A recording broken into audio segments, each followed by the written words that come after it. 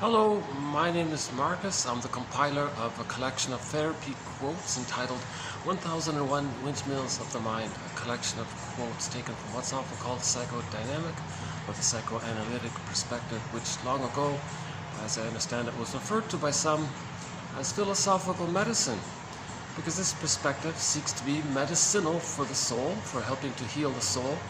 The soul gets damaged when there's trauma, childhood trauma, not just situational trauma or shock trauma for the child, but primarily what's called strain trauma, developmental trauma, interpersonal trauma, meaning the misattunements or the malattunements of the baby's needs not getting met over and over again sort of accumulate to a point where the child freezes. He becomes fixated in his development, his emotional development.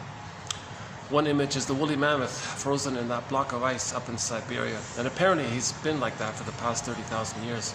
So our emotionality gets kind of frozen like that woolly mammoth. That's considered a trauma, arrested development, stunted development. Now the cognitive development continues.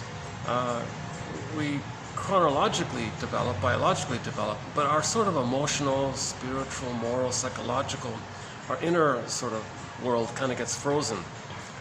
In the Disney movie Inside Out, that's represented by the characters joy and sadness getting zooped into the other world. That's a metaphor for repression, by the way. In a myth or a fairy tale, whenever some innocence or pureness gets pulled down into the unconscious, that's a metaphor for repression. So myths and fairy tales are metaphors for psychological dynamics, inner dynamics, like soul story. They're true on the inside. So the earth opens up, and this cord gets pulled down into the underworld. That means the child had a feeling, it was too painful to have it, the feeling disappears. Not completely, it goes into the non-reporting brain, a part of the brain called the implicit memory system or the unconscious. So the consciousness opens up, the land opens up, and it gets yanked down. That yanking down, that's the force called repression. And the baby feels shame when he doesn't get his needs met. So the underworld, we can see the backdrop of the underworld is this burning, biting feeling called the hell scene or the infernal scene, that kind of thing. That's shame. Again, myths and fairy tales are a metaphor for psychology. So the hell scene is a metaphor or a symbol to describe the emotion of shame.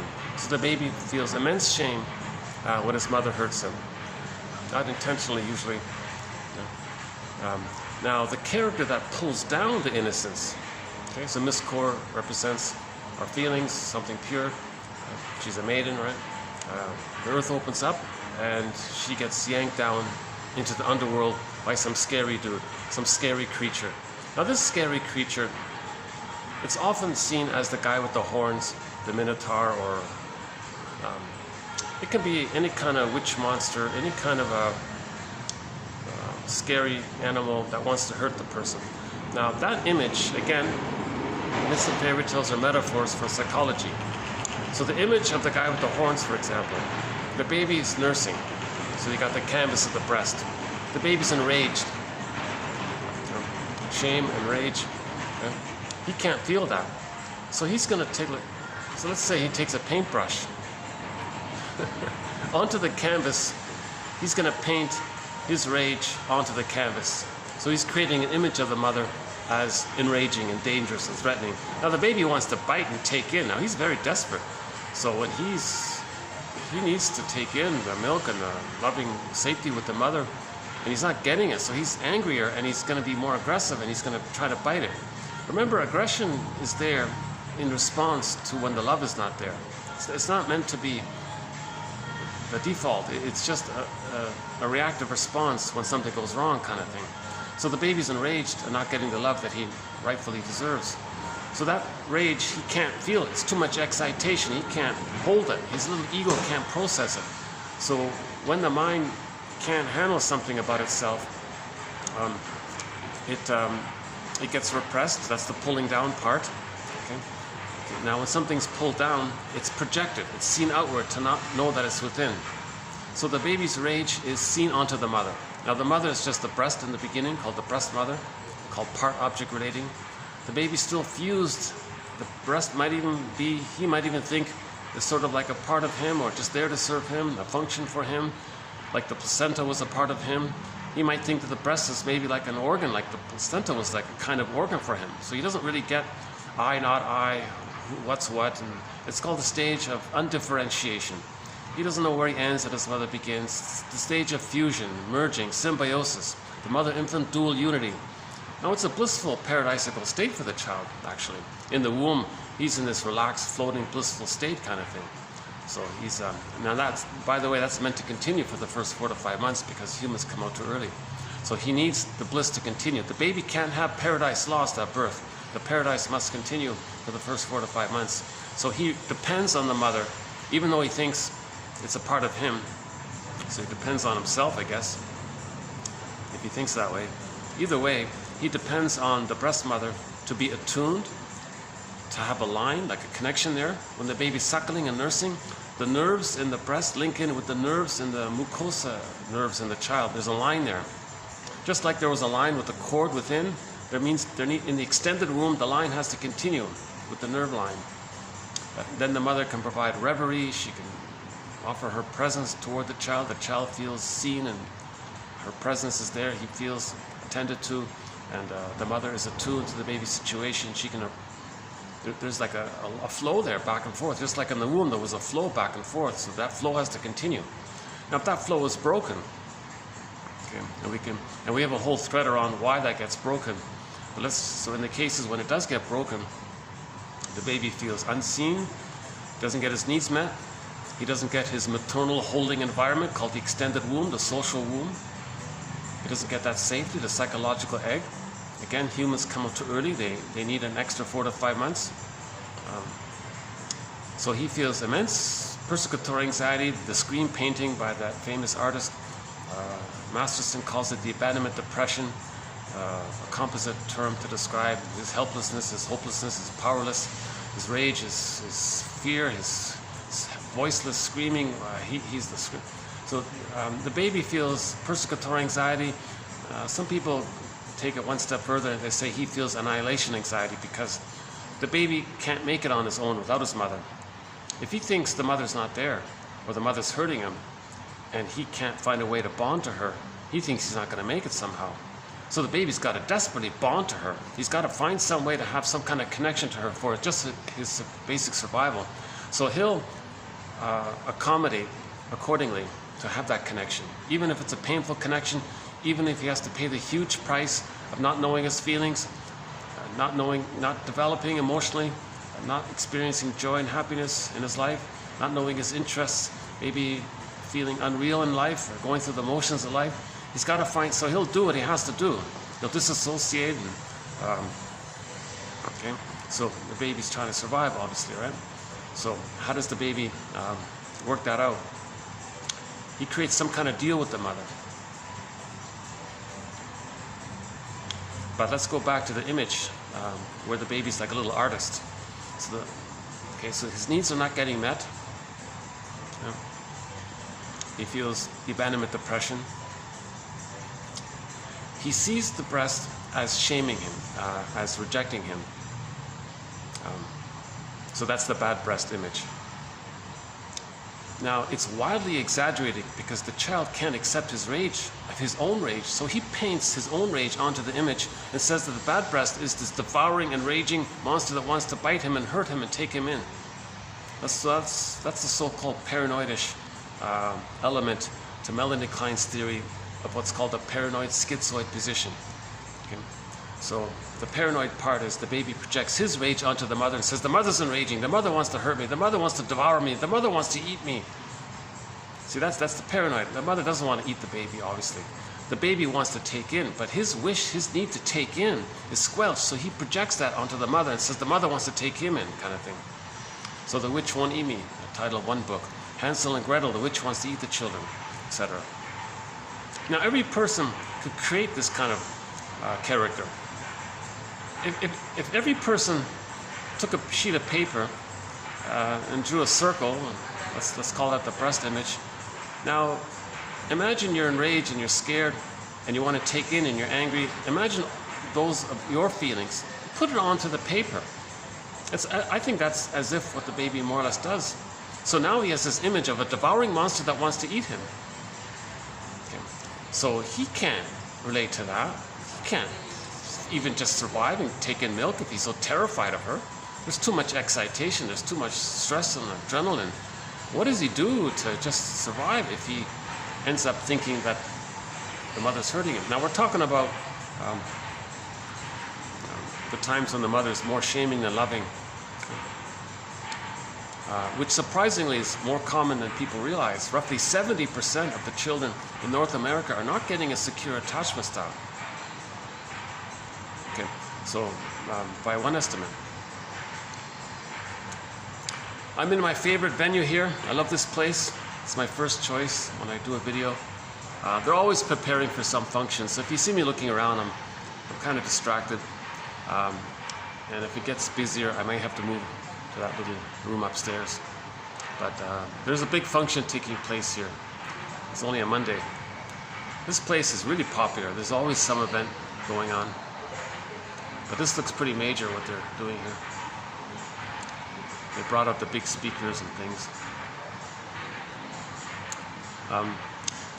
Yeah, so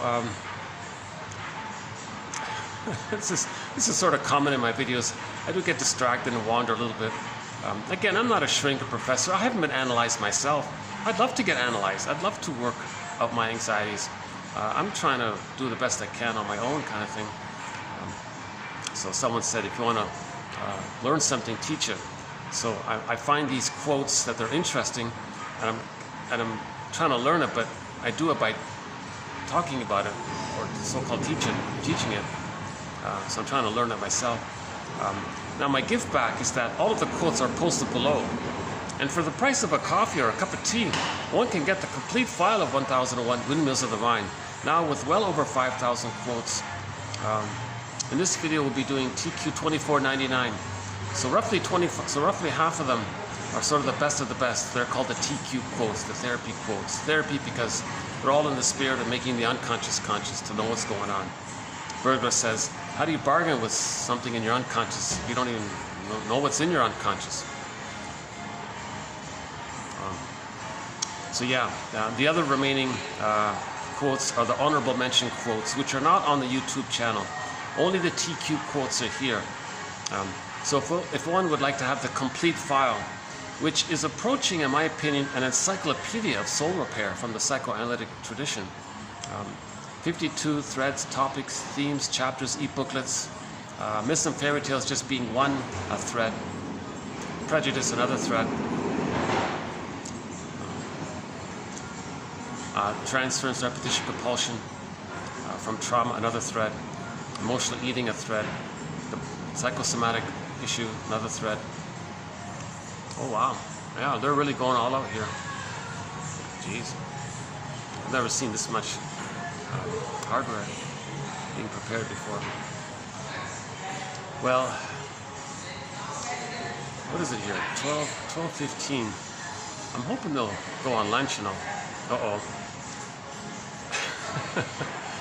Okay, no, I think I'm gonna need to, based on what I'm seeing, I think I'm gonna need to move in a minute. But let's see how far we can. It's just nice. It's so I got fresh air. It's sunny here. I guess I can show you what I'm talking about. You can see all the equipment there. And they're bringing more. Oh, geez, yeah.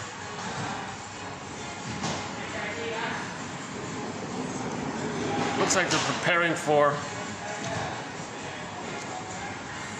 Looks like preparing for like a major concert. Is Bruce Springsteen coming here?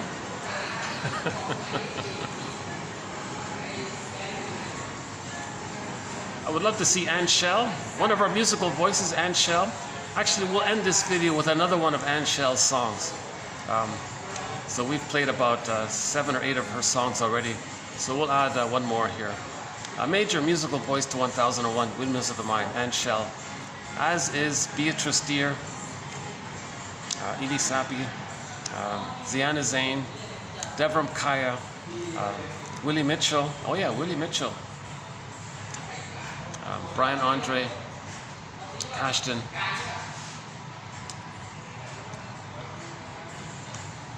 Okay. Sorry. Well, they're having fun doing whatever they're doing, sort of. Yeah, I'm easily distracted, aren't I? Sorry about that. Actually, today's video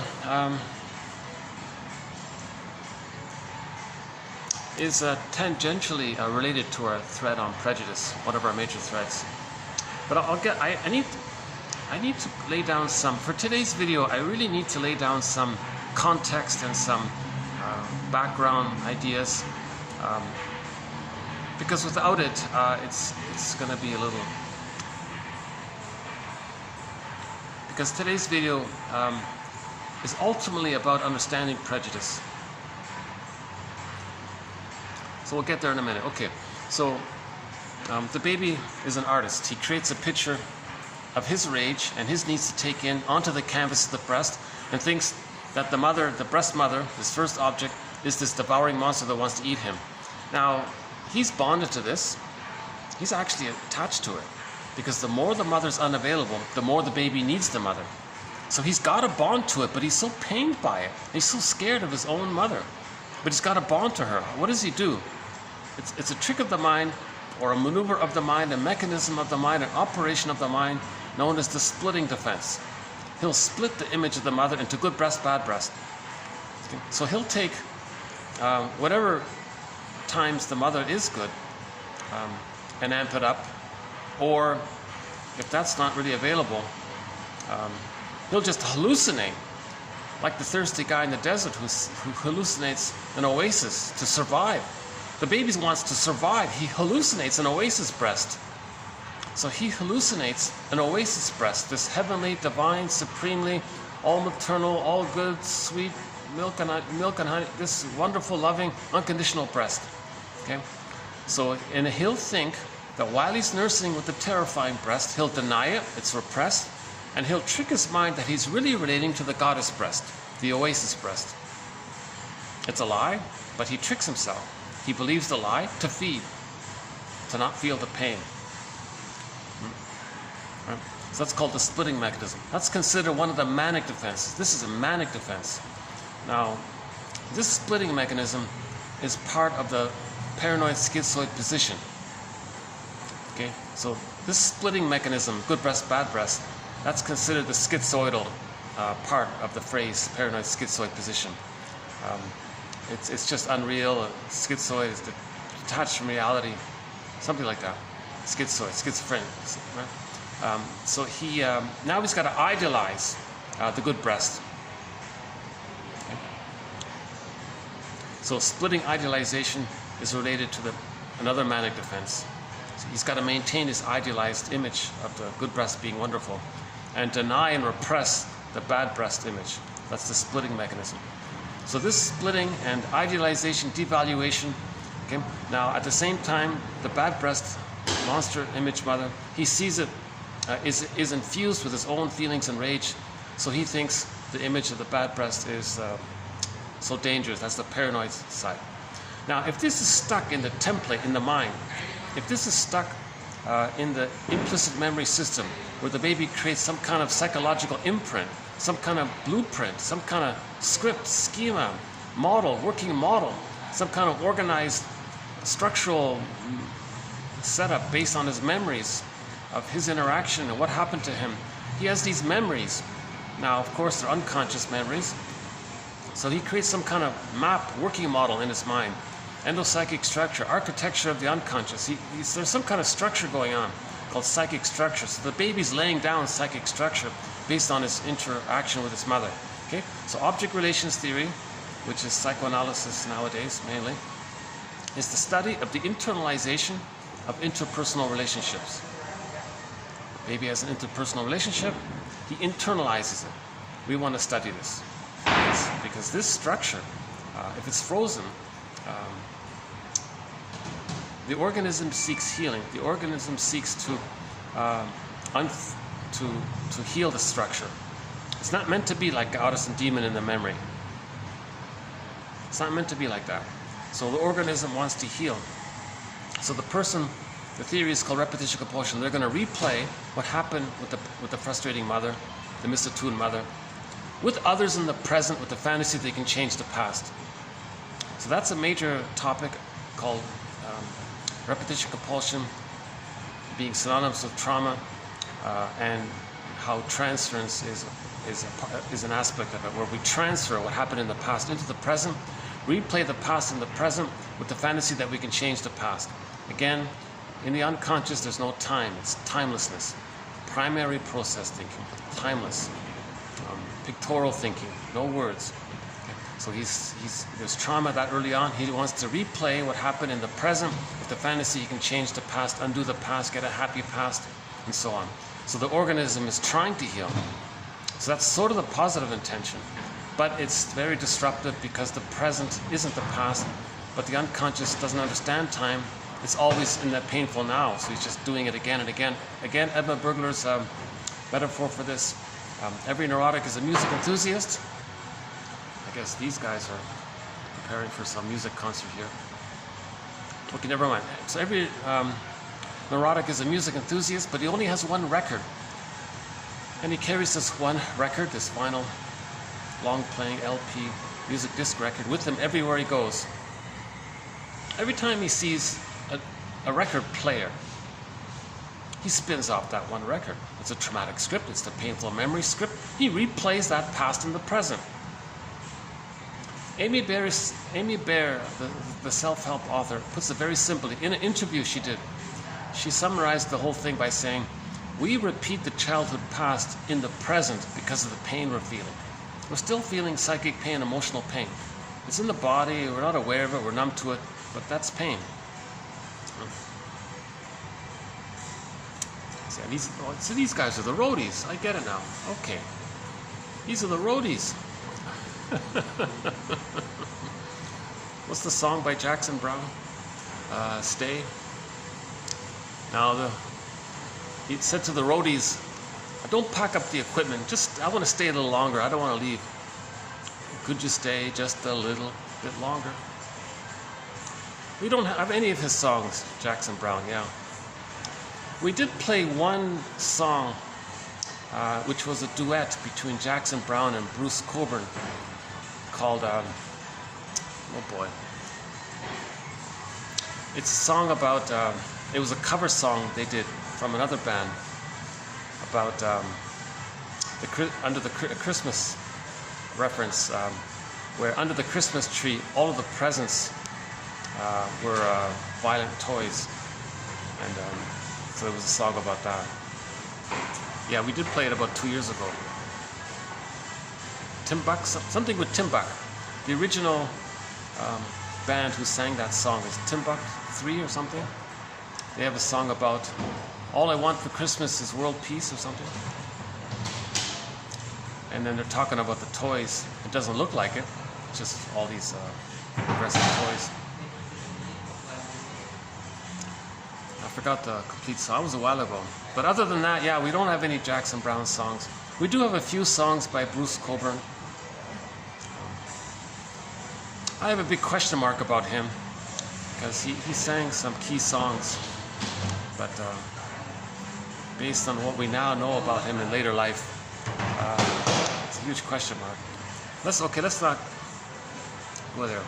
Let's see if I can stay here a little longer. I want to stay here a little longer. Hold on a sec. Yeah, you can see there's more equipment being piled in here. Yeah. Okay.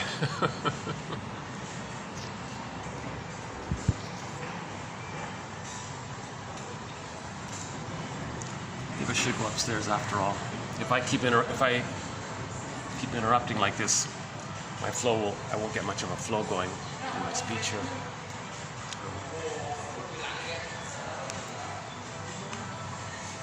So, repetition compulsion. Yesterday, I I made reference to another one from the movie Greenberg. Not a very good movie. I think Ben Stiller was the actor in it.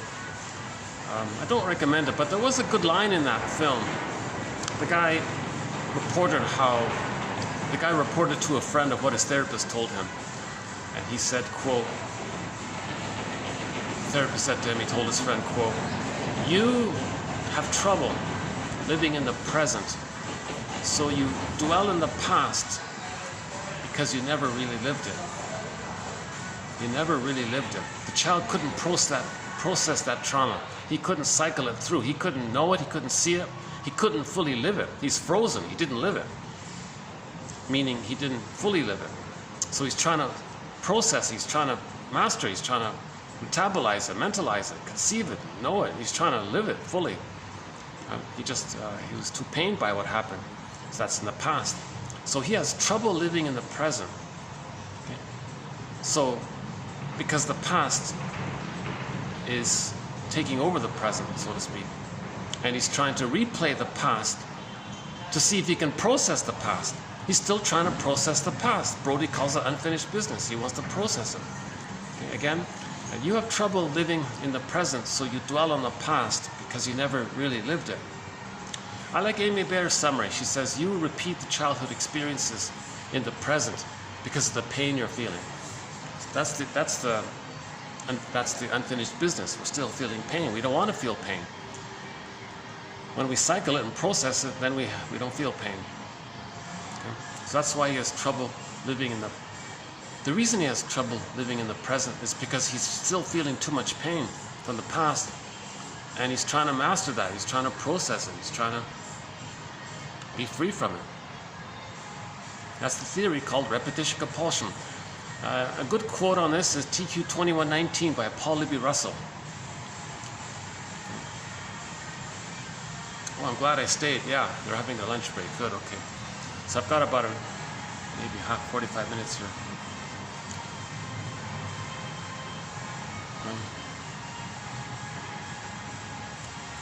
A good example of repetition compulsion was discussed in the videos TQ 2435-9 on the topic of transference love.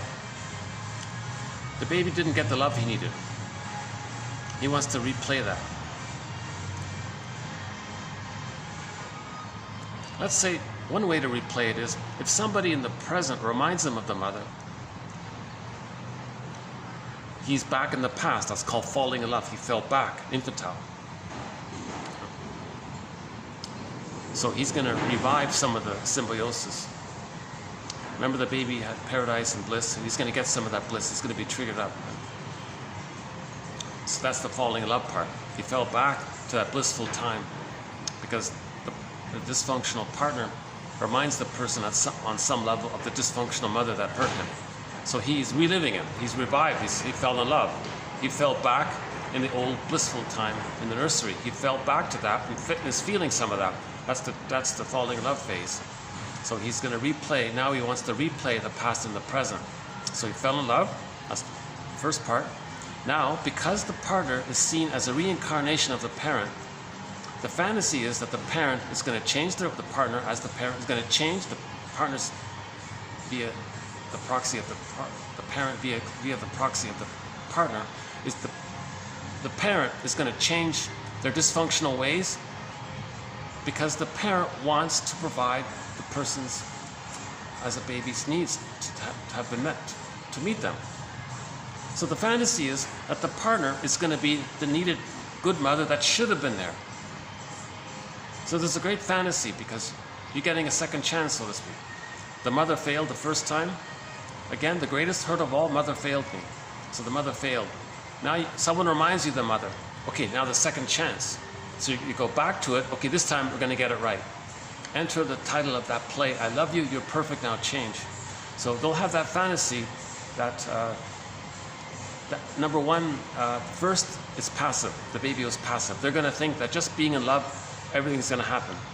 That the partner will meet the person's needs, change the past, give the person what they needed, allow the safety, get back to trust, get back the golden ball, get back the developmental path, be seen, be heard, be felt, have the reverie, have the acceptance, the mirroring, have the communicative matching and the secure, have all the things that the baby needs. The partner's supposed to do all that. That's the fantasy. Now, as they don't, now they're going to try to, come on, change. Will you change? Now the other partner is doing the same thing. No, you change. You're perfect. You change. No, you're perfect. You change. So these are called couples in collusion, cat and dog style marriages. They're each chasing the other for the other to change. One feels engulfed and pinched upon, but that triggers the abandonment. If they flee, then they flip it around. Hence the cat and dog image. Both have fears of the mother being impinging and rejecting and painful, and being abandoning, not there at the same time. These marriages without consciousness often rust out. They become like sour milk, or at best become just very devitalized. But if they're conscious, it can be a developmental healing path if they make I statements. On how to make an I statement, TQ 2360, another major thread. How to make an I statement, TQ 2360. Plus the Offner example by a guy named Rosenberg.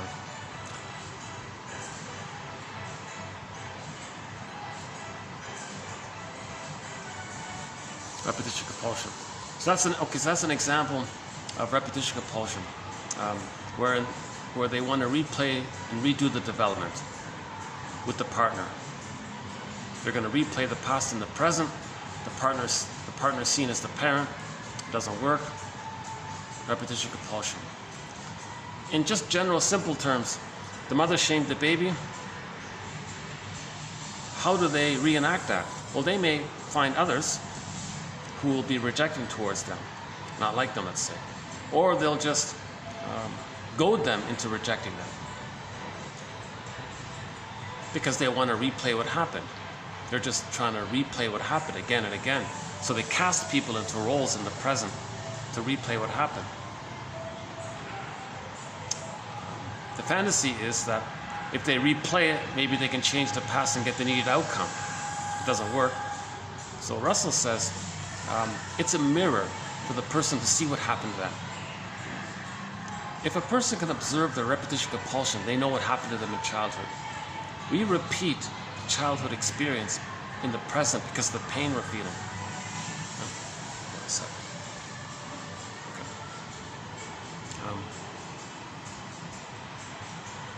Now another more pained version.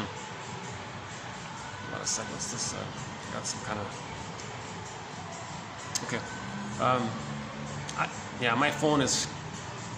I'm getting lots of little scratches on my phone. This has been a great little phone. Oh my God, a budget.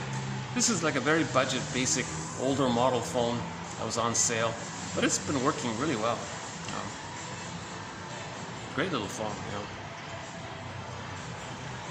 The lighting confuses me. Every time the sun moves, every time the lighting changes, the thing freaks out on me. Other than that, it's great.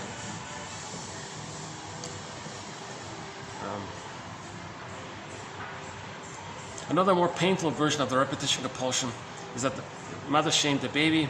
If it's so over the top painful, the baby identifies with the aggressor. He gives himself up. So his innocence is squelched. He sees onto others. He felt no good. He says others are no good. Now, when he says others are no good, he's talking about himself projected onto others because he can't feel it within. Okay, remember, the good breast was idealized. He identifies with the aggressor. He takes that fake image that the mother's all good as his identity and says he's all good. It's a false self thing. It's a glorified thing, made up thing. Now, part of so he identifies with the aggressor. He wants to replay what happened to him. So he sees himself, his wounded self, onto others, and then wants to hurt others to reenact how the mother hurt him. So he'll, in his negative humor, shaming humor, whatever, he'll belittle others to reenact, to communicate how the mother belittled or shamed him. That's another reenactment that takes place. So people with the I'm okay, you're not okay, that's the more severe trauma. All babies begin with more or less, I'm not okay, you're okay. That's more kind of real. But if it's too much pain, he gives that up. He can't say that he's not okay. These are the people that say they hate vulnerability, girly things, feminine emotions, trust, sensitivity, love. They hate these kinds of things. anything vulnerable related to our old unmet needs, right? So they identify with the aggressor and they take pride in that. Now, part of the pride is that all babies think they're little gods. They have a phantom glory image. When they were little, in the nursery, they were in the womb, they were a little god. Maybe shortly afterwards, that still continues. Actually, it continues up until 18 months. So if the trauma takes place before 18 months, they still hold and take refuge and search for that phantom glory image called the glorified self, the idealized self, the ego ideal, infantile megalomania, primary narcissism. So cynicism gratifies that. So they identify with the aggressor. The aggressor was seen as the bigger god. So as the baby, they were little god. Mother was the bigger god. So they identify with the bigger god. That fuels the littler god. So that's called grandiosity. So he's taking refuge in the grandiose part self. The true self, so the self got split. His true self got shamed, repressed. All he has left is the grandiose part. The grandiose part, that can only be gone when the child is loved, but he's not loved, so he's holding on to it. Another manic defense, right? So I'm okay, you're not okay. That's a very painful manic defense called an adhesive identification, or being stuck in the tar pit in a negative symbiosis with the shaming mother called identification with the aggressor. Now, he's going to do to others to reenact and to show and for him to know ultimately what his mother did to him. So the therapist, the parent, they say, again, my disclaimer, I'm not a shrink, but according to the quotes in the books, the therapist will say, okay, you're showing me what your childhood was like. You're letting me know how you felt. You're letting me know what kind of mother you had and how you felt being with her, because you're replaying it here. You're getting me to feel what you tried to feel as a child, and you're imitating your mother because you want to communicate what your mother was like. Again, this activity, this action is because the baby doesn't have words. He communicates through reenactment. Reenactment is a communication, experimental recollection. He's trying to remember. We repeat because we lost memory and feeling. We're searching for memory and feeling. So we are reenacting to find memory and feeling. Once we get it, we stop repeating. So psychoanalysis, they say, is mainly about that. To get the memory and feeling, then we stop repeating.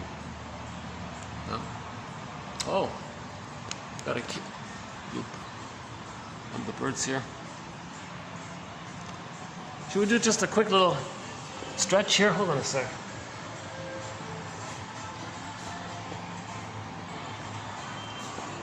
Yeah, so here's all the equipment I was talking about. Yeah.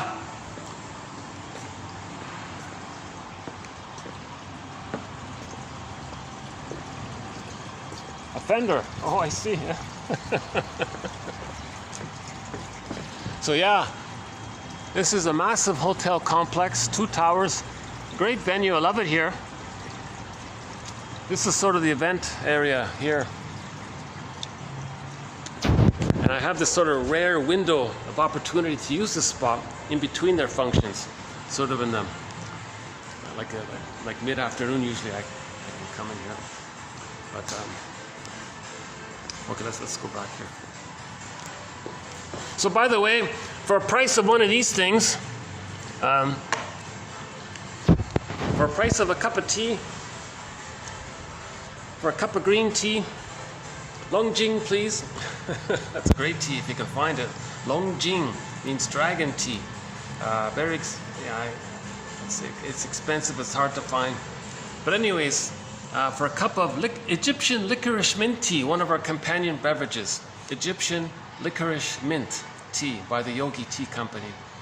For the price of a cup of tea or coffee, in other words, one can get an encyclopedia of this second language.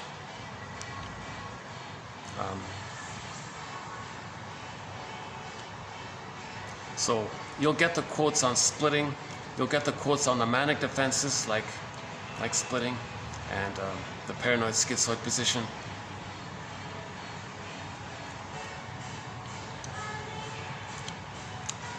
You're gonna hear me distracted by some of the songs that are coming up on this track. There are 3 songs on here that drive me a little crazy. So I'll have to pause and make some kind of comment to distract myself from it. This one's okay, I guess.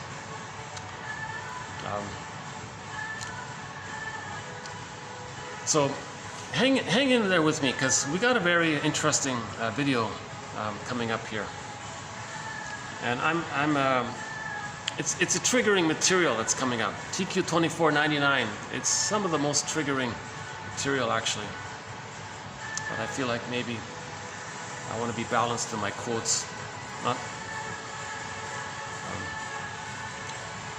the range seems to be some breezy, fluffy self-help quotes on one end, and some of the more challenging material on the other end. So this is more on that other end. So, so we have a major thread on self-help, quotes from self-help books, self-help exercises. So it's a fun material. There's some good material in there. Sometimes a self-help quote summarizes an entire book in one sentence, Do I have to give up me to be loved by you, for example?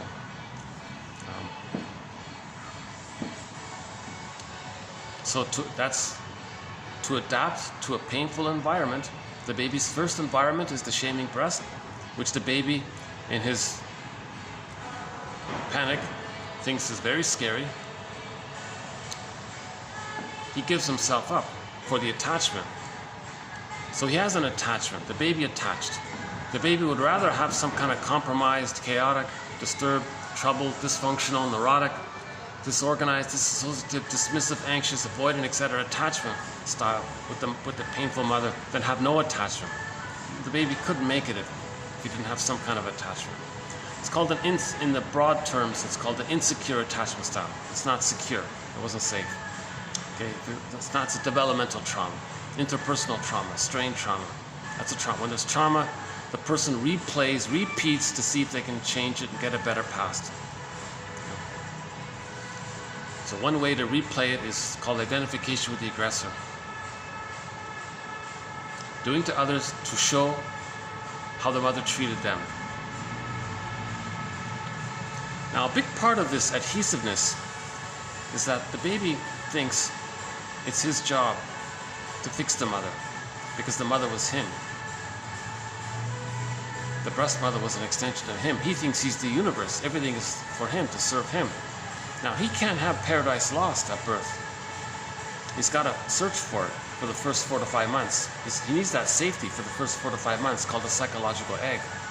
He needs that egg to have himself.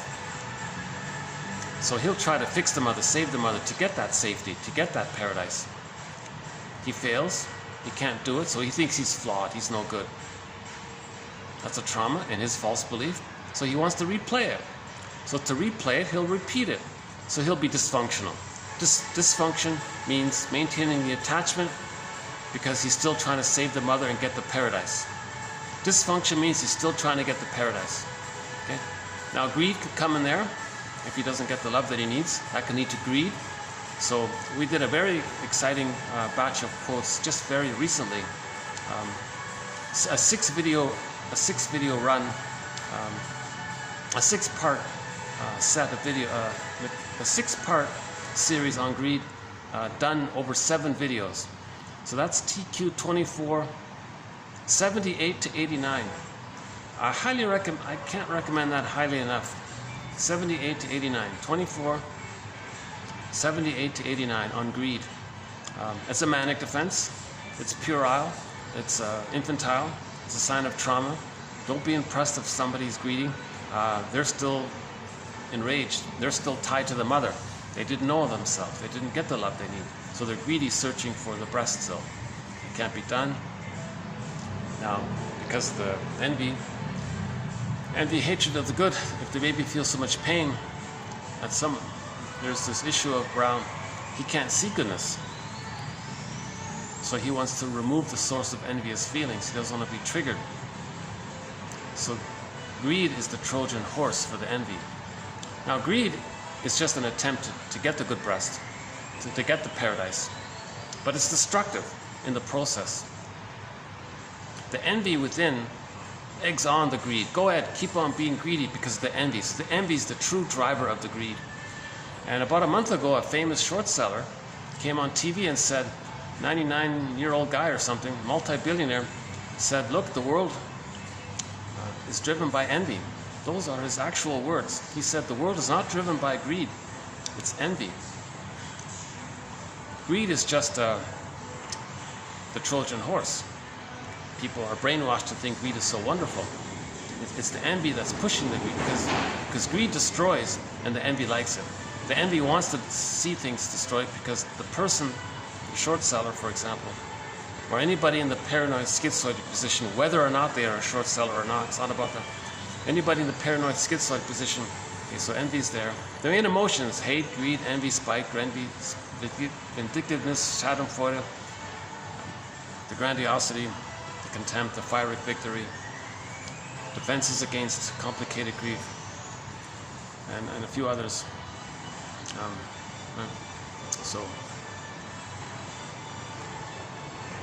they don't want to be triggered of goodness, because the baby needed goodness and he was so pained by it, he doesn't want to be reminded of it.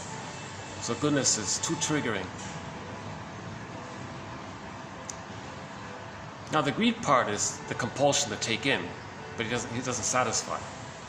He's only satisfied if things are damaged, because that's the greed is there. The greed is the driver. That's an underappreciated point.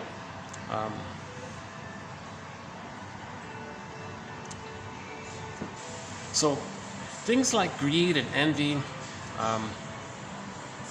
now if greed is applied to the plunder system, okay, so in that batch of quotes we do include some quotes about the plunder system, because greed is related to externally as well. All of these things are not natural.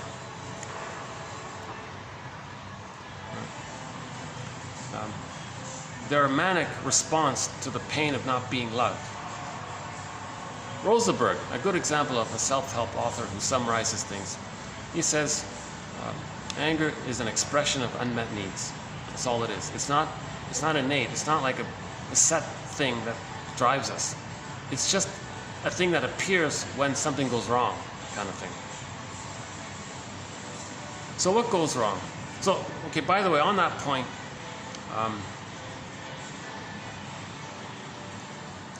okay, because of space limitations, these first two quotes here are going to be in the next video, but I want to preview it here. The discomfort of an early childhood insecurity lead the growing individual, the child, to seek escape into an idealized world in which he can be, in imagination, that which he cannot be in reality.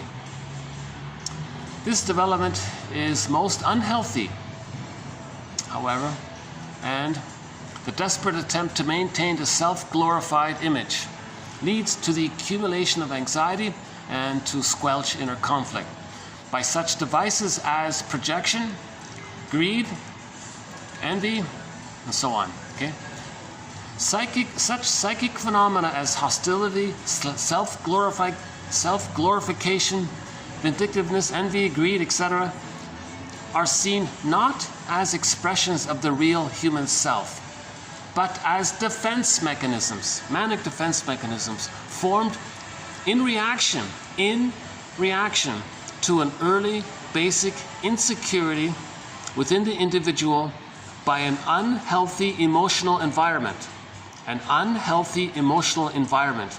It is the early emotional environment which molds a healthy or a troubled personality, a disorder of the self, neurotic character structure, whatever we want to call it. I got someone passing by here. I try not to get anybody in the video, so if you see me doing this, it's because I don't want to get somebody. I'll have to wait till they pass by here.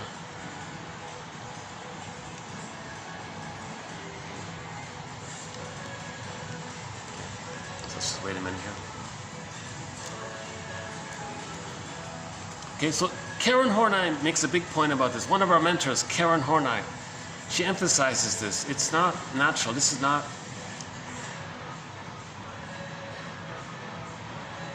We don't have to have it. It doesn't have to be there. If the baby's loved, his temperament is tolerant.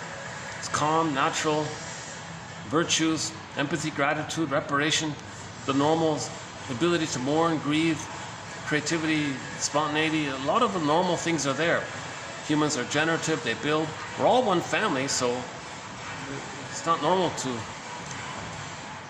hate members of your own, right? Like the Scorpion song says, we all live under the same sun because we're one, for us to live as one, reminding us that we're one. We all live under the same sun because we're one. We all came from, a recent report said we all came from Northeast Sudan. Hold on a sec. Let's get this guy out of the camera here.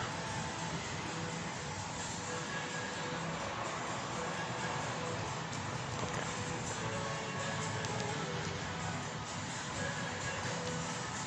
Let me see how much I can get in before their lunch break is over. I got a feeling the roadies will be back.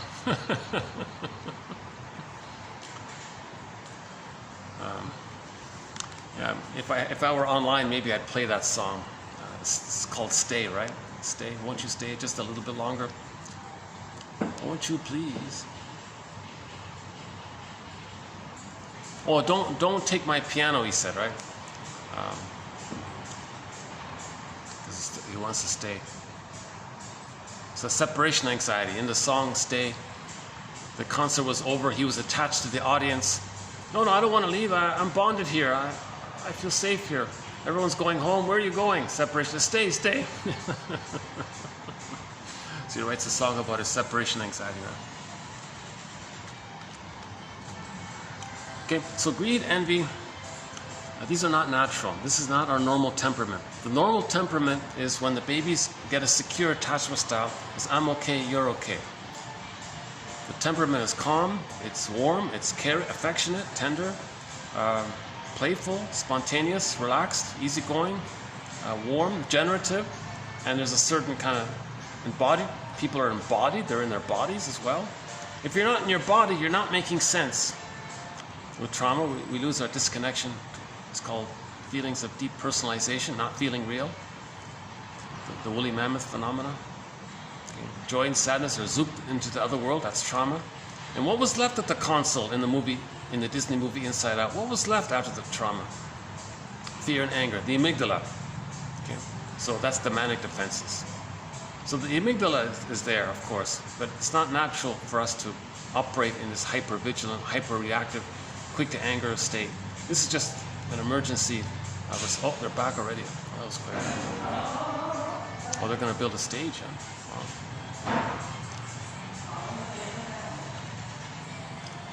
Wow. So let's... should I stay here or go upstairs? If you don't mind my little interruptions here, I wouldn't mind staying. So let's...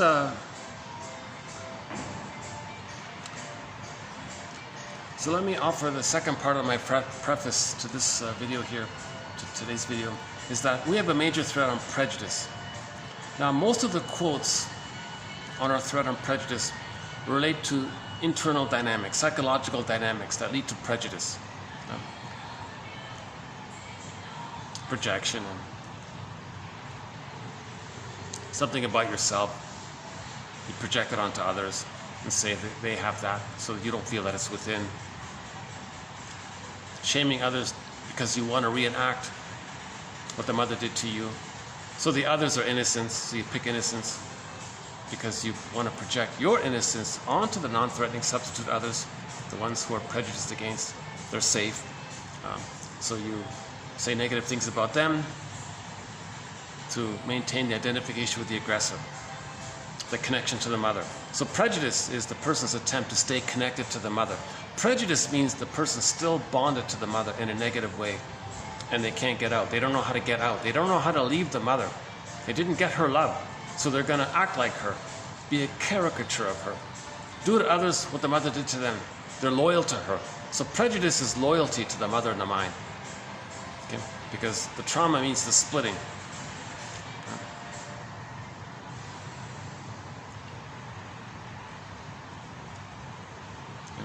So he identifies with the all good image, the all bad image is seen outward.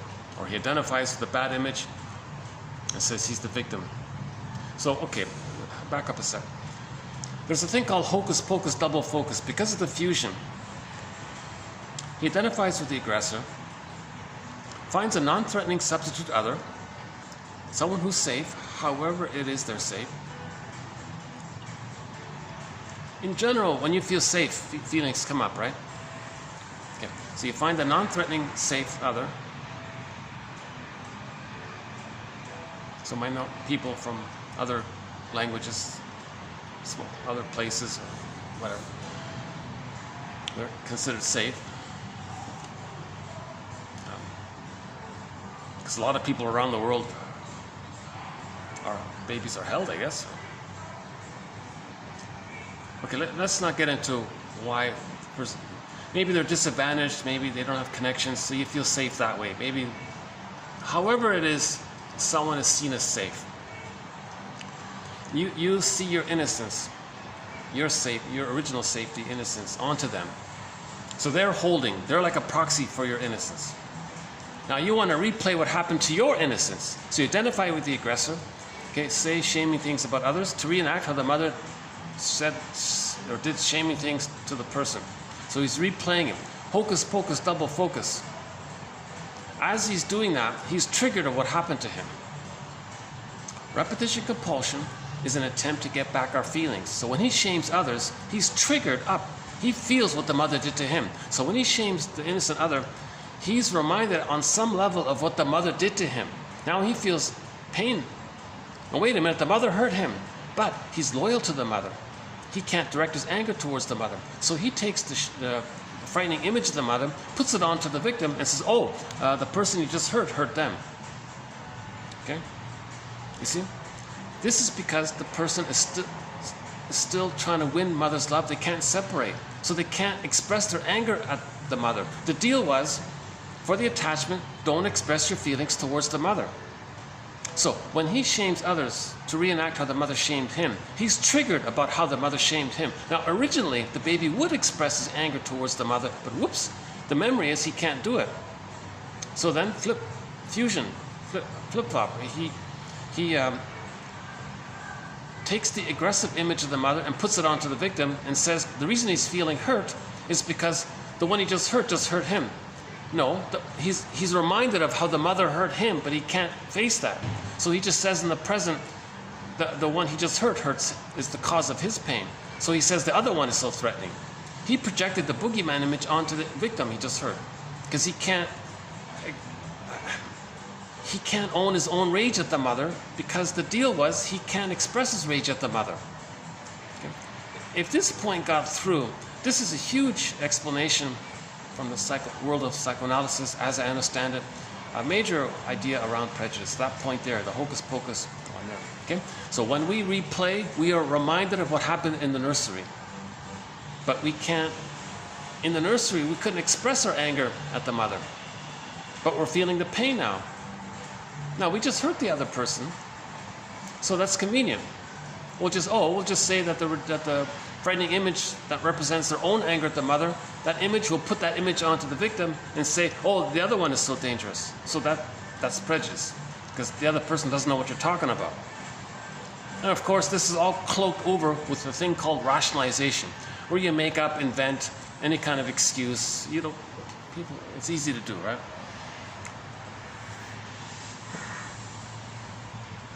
Very easy to do, because the psychic structure will filter things, misperceive things, distort, misuse their and they'll believe their own lie. And we have a few other areas around why, around prejudice. One that's still a question mark for me is that if the baby's traumatized, he didn't differentiate from the mother. He's still one with the mother. He didn't differentiate. So he doesn't know his difference. He doesn't know his uniqueness. He doesn't know how he's unique and nature's greatest miracle. He doesn't have his identity of how he's special and unique. Right? So he doesn't have his difference from his mother. If somebody outside appears to have some kind of identity themselves, some kind of uniqueness themselves. That's going to trigger how they didn't get the love they needed for them to know their uniqueness. So the prejudice, the envied one, is now considered the source of envious feelings. So hence the prejudice. So the envied one is seen as having something good. They're different. If someone's different, it's because they got the love to be different. Okay? So if somebody's seen as having some kind of difference, different dress, different language, that means they were loved. That's envy. The projector is reminded of goodness that he needed, but goodness is too painful. He doesn't want to be reminded of goodness, so he wants to squelch the source of envious feelings. So that boogeyman image, he'll say, oh no, they're no good. So he'll want to see the goodness damaged. That's okay. That's a work in progress on that one. And just in simple general terms, we can simply project the boogeyman image onto others and say, oh, they're so frightening. That's probably the most common one. Remember, the baby was enraged. He's enraged. He wants to bite. He wants to take in. It's dangerous for the breast, right? But that's all repressed. It's projected and says now the breast is doing that to him. That image is there. You can put that onto others, kind of thing. Oh, they're threatening. They're dangerous. So when someone says someone else is dangerous, that's code for when they were a baby, they were enraged at the mother, but they don't want to go there because they don't want to face that, because to face that would mean to admit, quote, the greatest hurt of all, mother failed me. Okay? So Peterson says if you're angry at somebody, take it up with your parents. Like that, there's a placard. A woman had a placard. She said, if you have a problem with your identity, take it up with your parents. See, prejudice means you're still trying to save the mother. You're still trying to protect her. You're loyal to her. Part of the loyalty to her is to preserve the deal with her. The deal with her was don't direct your feelings towards her. So you direct it sideways. It's called displacement. You displace it outward. You externalize it sideways. That means you're still loyal to the mother because you're preserving the deal with her, the attachment with her, because you're still searching for the paradise from her. So prejudice means the person is still searching for paradise from their mother. Got a roadie here. I wonder what their lives are like. I guess they have a certain amount of... Hold on a sec. Oh no, he's not a... Oh no, that's not a roadie. Oh, that's just a guest or something. The roadies have a more haggard look on them. Maybe they don't sleep. Yeah, I guess they have to travel. They don't have sleep, irregular sleep issues. But maybe they have fun, the freedom, I guess. Maybe they... Oops, hold on a sec. Let's let this gentleman pass here.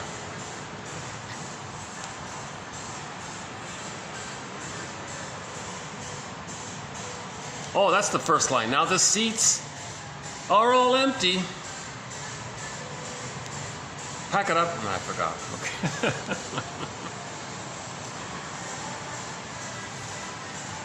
So I guess I'm trying to lighten things up for myself a little bit.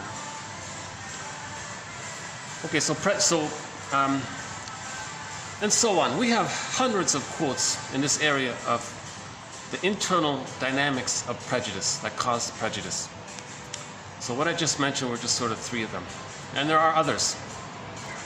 And most of the quotes on our major threat on prejudice relate to that. And then about a year ago, a quote came along that says, if you think prejudice is just due to internal trauma and projection and these internal dynamics, manic defenses against not being able to mourn the loss of not getting mother's love. So prejudice is a manic defense to not mourn the loss of not getting mother's love. So anybody who has prejudice or who is engaged in prejudicial activities, they're communicating that they can't mourn the pain of not getting mother's love. If a person gets mother's love, they're not prejudiced. It's I'm okay, you're okay. Okay, we're all Congolese.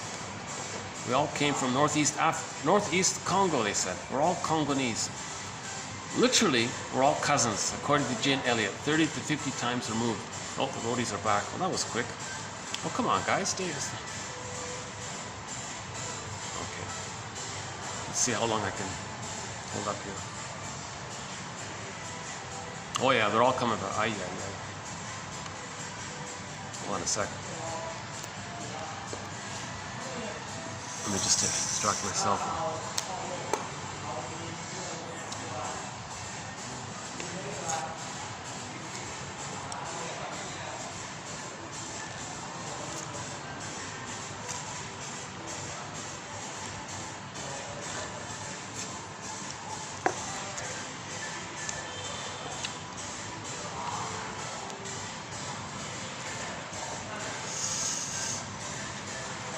Okay, and then he said I'm being too one-sided. If you think prejudice just comes from inner psychology, from a traumatized mind,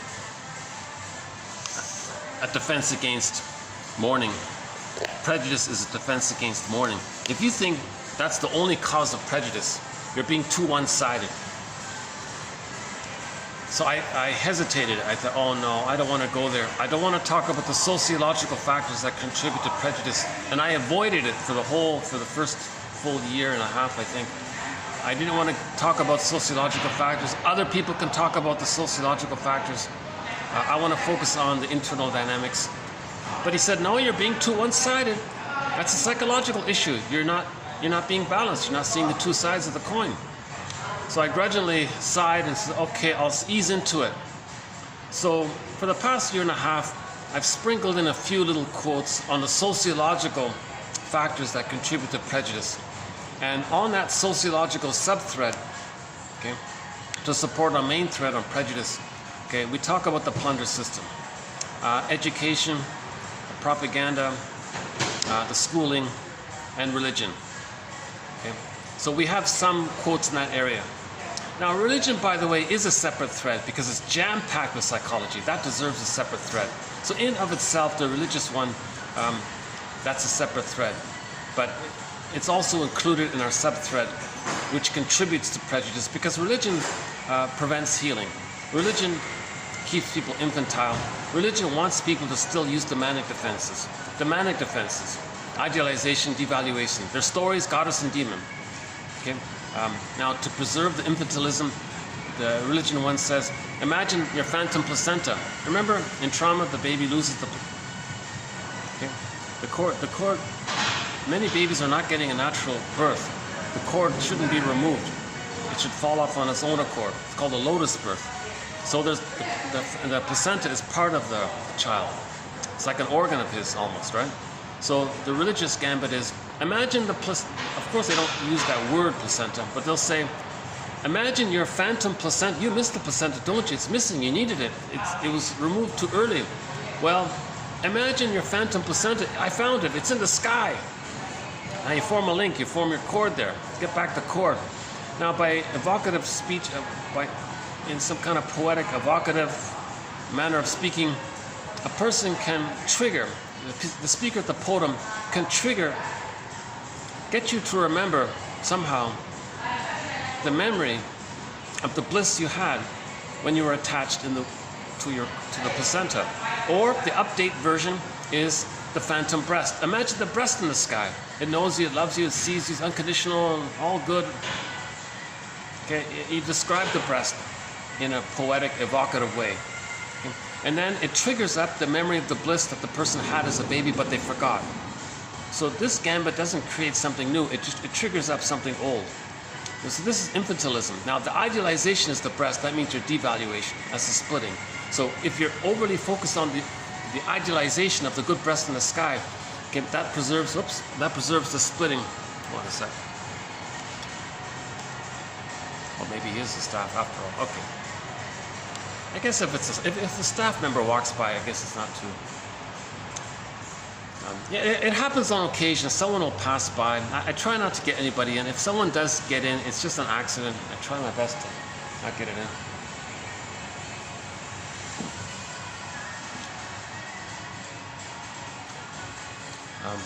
So Religion contributes to prejudice. TQ, for more on that, TQ 2118 and 1203, that's a good starting point. Those two TQ quotes, that's a good start for it. Or better yet, read Mel Faber's book, The Psychological Underpinnings to Religious Belief. Or maybe it's the psychological roots to religious belief. Mel Faber. That's a good place to start. TQ 1203 is a very good place to start. So religion contributes to prejudice. So that's why it's in our sociological thread connected, which in turn is connected to our thread on prejudice. Religion promotes prejudice.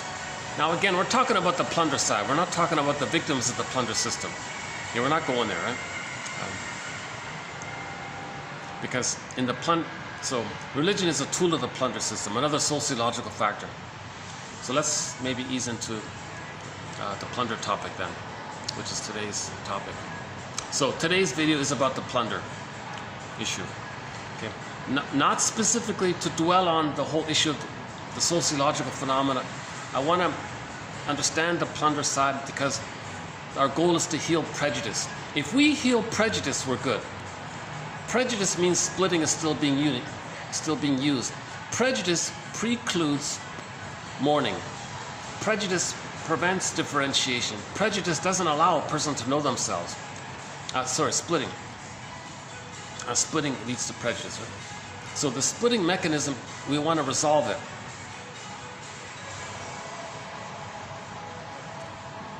If we can resolve the splitting mechanism, the goddess and demon imagery, good breast, bad breast, a very good simple summary is the more trauma there is, the more the person is going to see the world in either or. Good breast, bad breast, either or. Makes sense, right? The more trauma there is, the more pain there is, they're going to either or. Okay? It manages, see, the immense pain. So babies do that. They adopt a splitting mechanism because of their small, helpless, powerless, vulnerable, tender state. And they're so traumatized. Either or. So that's the splitting mechanism. We want to heal that. With trauma, we want to heal that. We want to resolve splitting. So the way to resolve splitting is to forgive the parents. That's part of it. The truth will upset you free. The truth is the mother failed. Why did she fail? Maybe because of the plunder system. So another good reason to understand the plunder system is a lot of women are victims of the plunder system. Now, if they're traumatized, they're going to reenact what happened to them. So they're going to shame their own child to reenact how their mother shamed them. If the mother had a shock trauma, she didn't differentiate, so she won't offer the love to her child to reenact how she didn't receive the love herself. We repeat trauma, intergenerational trauma. We repeat and reenact until we become conscious of it. So we're trying to make the unconscious conscious. Then we can have memory and feeling, then we can stop repeating.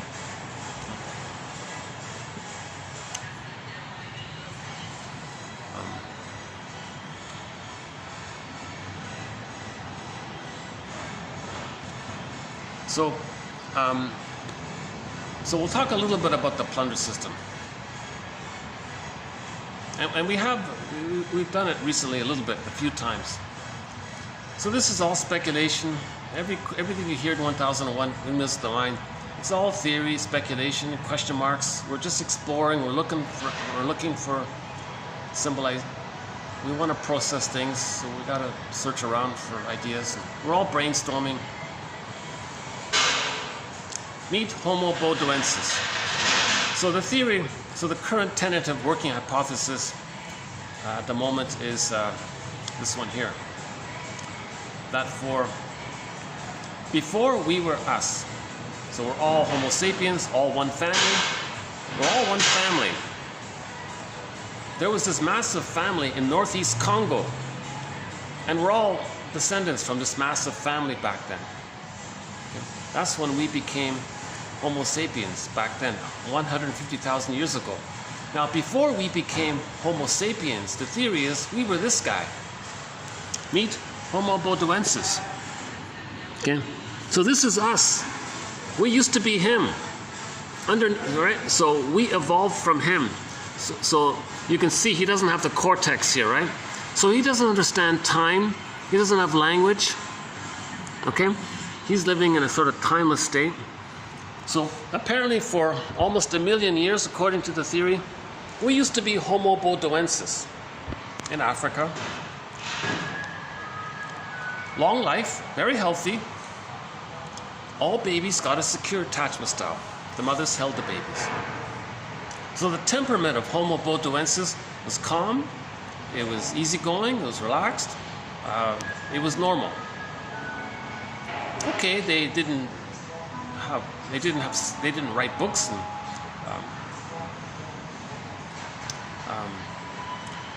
I'm not sure what kind of oral language they had. If they don't have the cortex, they don't have memory. So, but they were peaceful. They were warm. They were normal. They were peaceful, and they were around for 1 million years.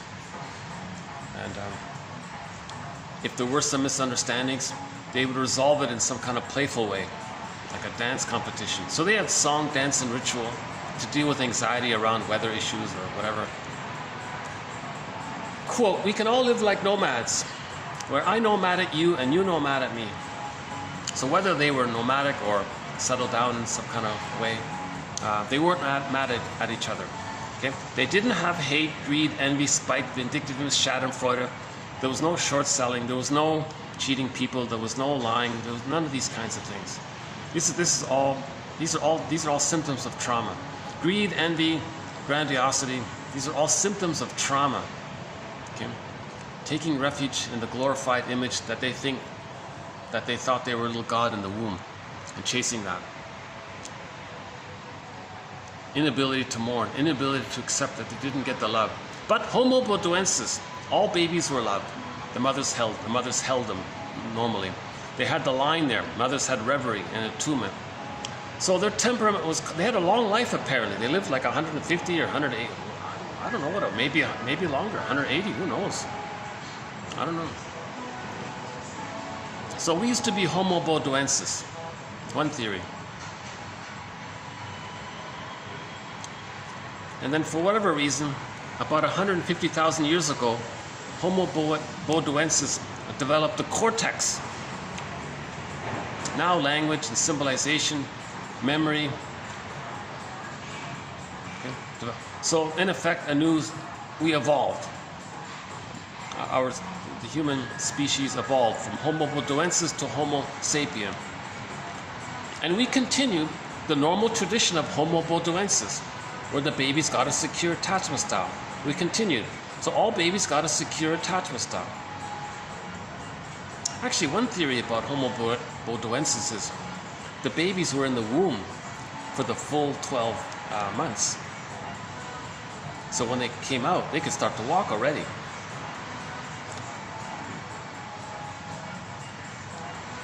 So they were very healthy. They were very safe and warm. They got their developmental needs in the womb.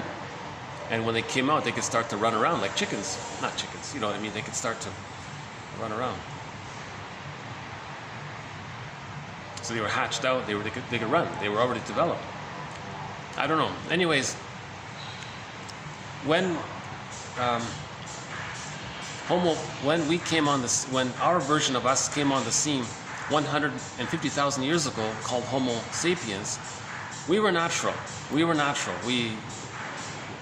Babies were held and loved. The temperament of Homo sapiens was Homo naturalis. Natural, warm, calm, playful, caring, tender, affectionate. I nomad at you and you nomad at me. We can all live like nomads. I nomad at you and you. And this went on, right, for 150,000 years. And they had song, dance, and ritual to deal with superstitions. If they don't understand something, oops, hold on a sec. Is this gonna sit right? A little bad luck here. Guy's gonna sit right beside me. Hold on a sec. So I gotta set up. So I got a chair. See that? There's my little dilemma there. I got a seat right beside me there. Last time someone just sat right there. It's getting busier here. Oh, the suits are coming in. Once the suits start coming in, oh boy. Well, this is a major function, whatever they're preparing for. It's only 1:20 here, so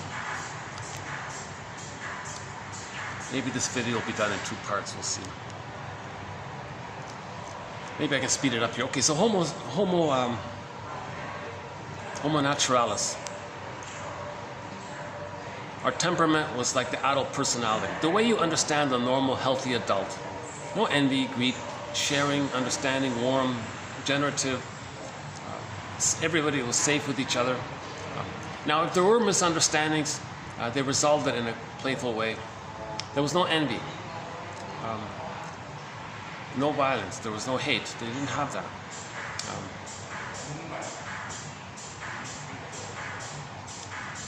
And then something happened.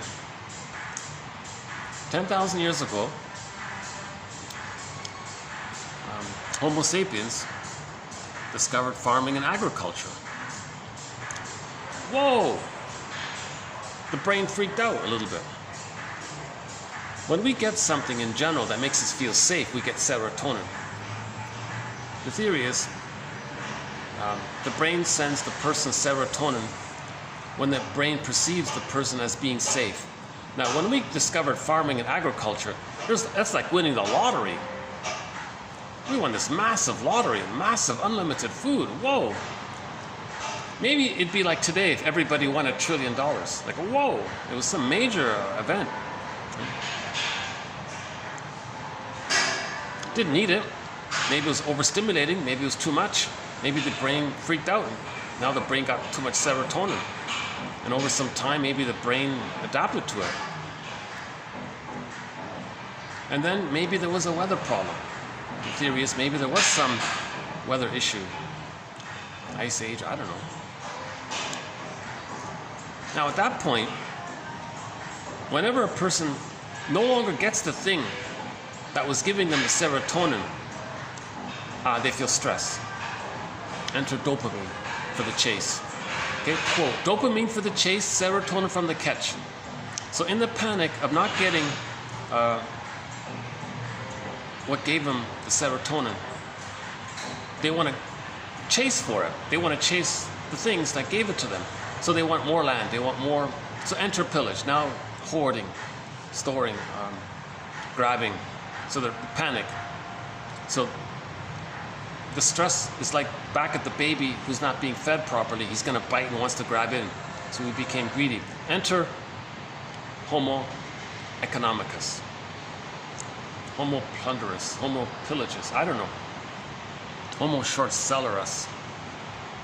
It's a traumatic event took place. Okay? So we're afraid to not get what gives us safety. If we don't get the serotonin, click dopamine. Dopamine for the chase to get us the thing, which when we do get the thing, we get the serotonin.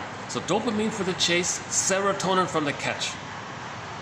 Now humans, we humans got this excessive serotonin, and we didn't. It's not to be judgmental. It just the brain responded. It was like an accident, like a freak thing or something. I don't know. Not a freak thing. See, I can't even say that because I'm being too judgmental. This will be updated. I have this theory. So, okay, dopamine for the chase. So now, if we think we're not going to get the food and all that, the farming and all that, because the weather issue, we're going to panic and now hoard, grab, got to get in, enter pillage. Okay, plunder, pillage, grab it to get the serotonin. Now, greed is a manic defense that we can't mourn the loss. So if we're going to lose something because of the ice weather problem, so why didn't they just mourn it? They panicked. Maybe it was a sudden thing. Maybe the ice age came on suddenly. Maybe they have no experience. Yeah, why didn't they just mourn? Yeah, why wouldn't they just mourn the loss of their farms? If the weather was, if they're going to lose their home, maybe it was too much. They lost their home, they lost their life, they lost their lifestyle. Maybe they couldn't just mourn and accept the loss. Maybe they couldn't just, oh, this sad situation. Maybe it was just too much. For whatever reason, they couldn't mourn the loss. So in effect, when people don't mourn for whatever reason, in general, there's the manic defense as a defense against it. So now the greed is the manic. One of the manic defenses is greed. So we became Homo economicus, greed.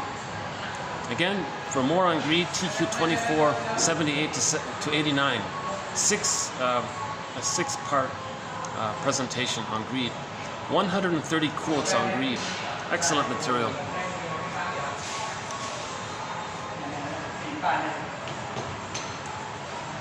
Let me just double check. Hold on a second.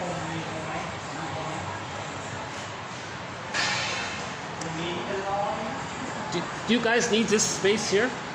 You need this one? It's okay? Just over there? Okay, thanks. Okay. The roadie said I'm good. I can stay here. All right, that's good. He looks like the head roadie, so that's good. So I can stay here a little while.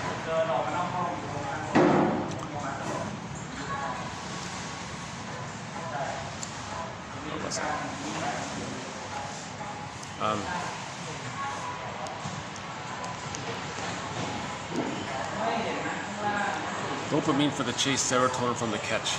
Homo economicus. Now they want to grab and hoard and plunder and all this stuff, right? In the panic to keep getting the food that they think they're losing because of the weather problem. So now how do they hoard? How do they do it? Someone thinks, well, how do we push people to grab it? So someone got the idea, this tolerant personality, we're too nice to each other, we're too normal, but we're in a panic. So enter suffer the children. Invention of the prejudiced personality.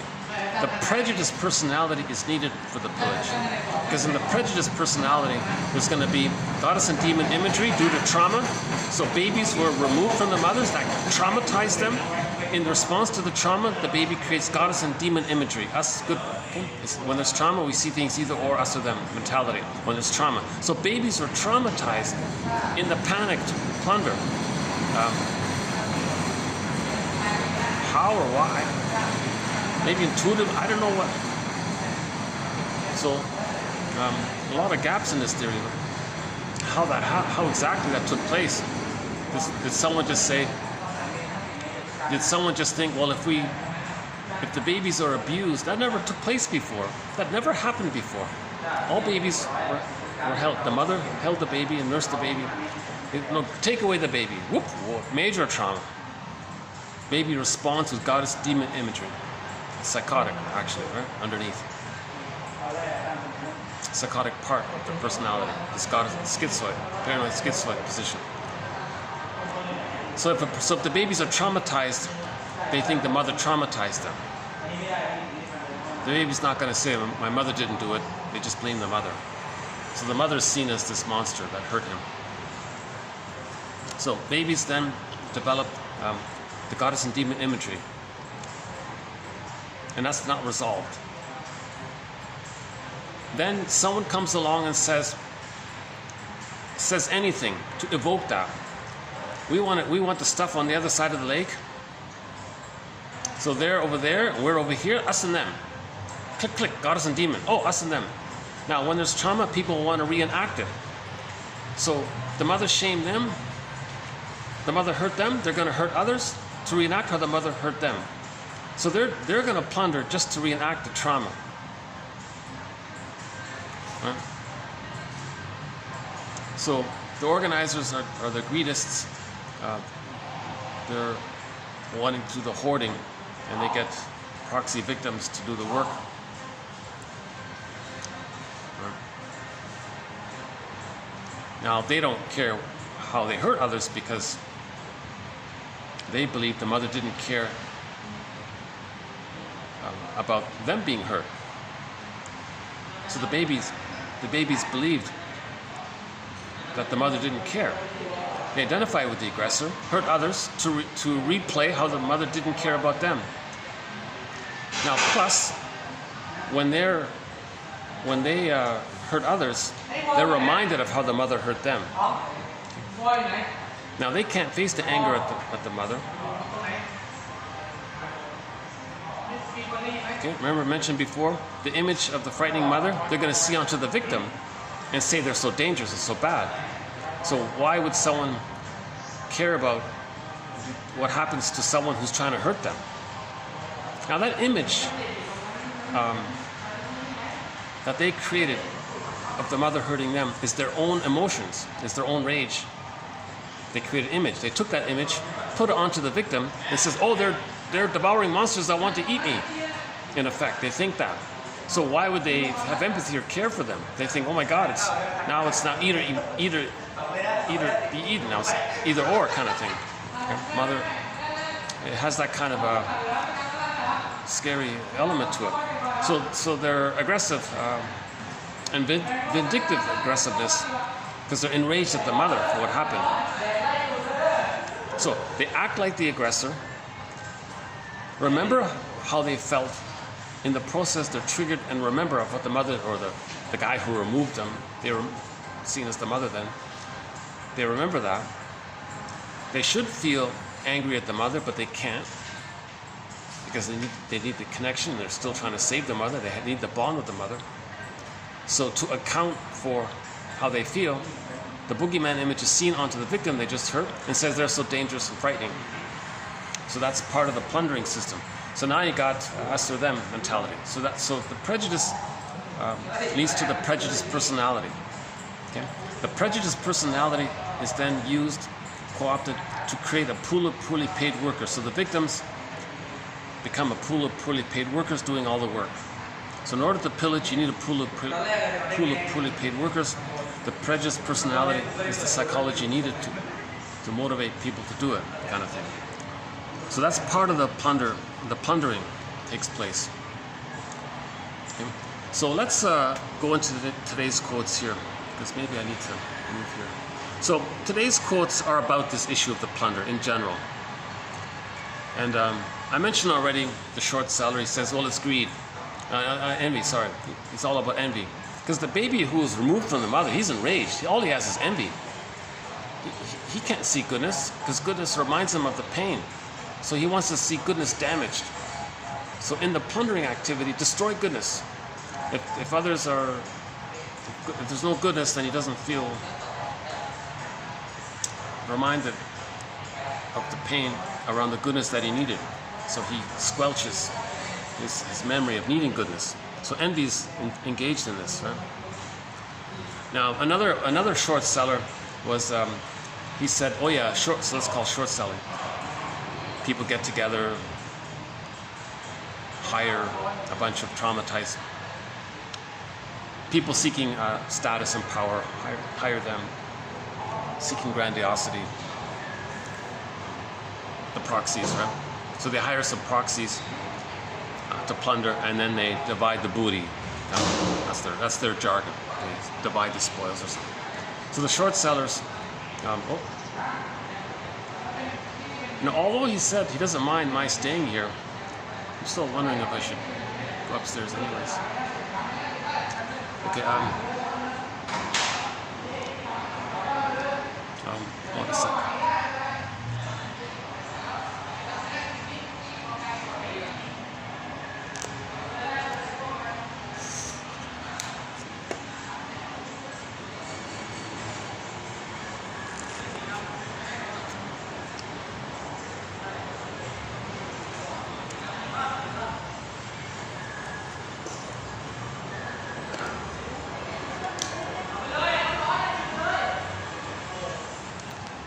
I'll get used to it. Just give me a couple more minutes.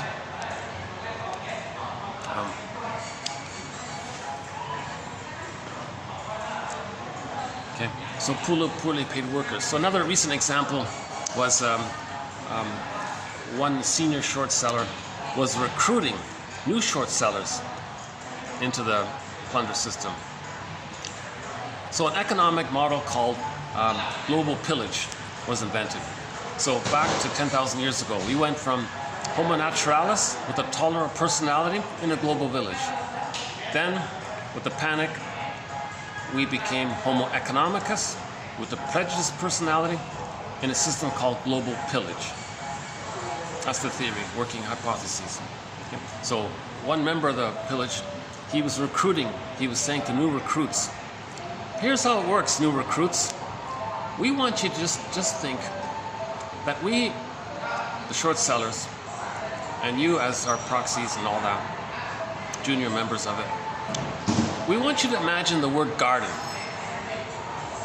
And the ones we want to plunder, we want you to imagine the word jungle. Click, click, goddess and demon. Oh, us or them. Okay, so the stuff over there, we want it. Okay, now they reenact their trauma. So the short sellers have trauma, of course. The short sellers are filled with envy and greed, grandiosity, entitlement, manic defenses, because they can't mourn. A defense against mourning is this manic activity. TQs 24, 76, and 7 for more on the manic defenses and how they're a defense against the inability to mourn. So people who can't mourn are going to join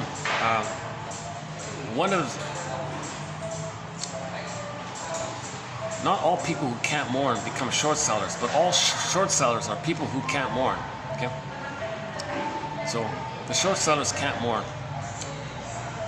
A manic defense against the pain of the inability to mourn and to accept the painful truth. It's getting busier and busier. Maybe I should just move anyways.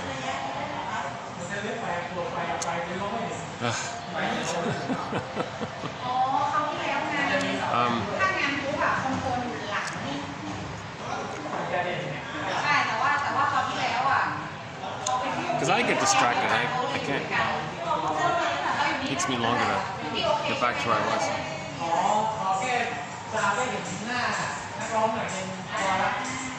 Yeah, so he said, just think in terms of garden, jungle. Okay? So that imagery is powerful because in the unconscious, it's pictorial, it's imagery. Those are powerful images. So that language, that poetic language, is meant to trigger the imagery in the brain of goddess and demon.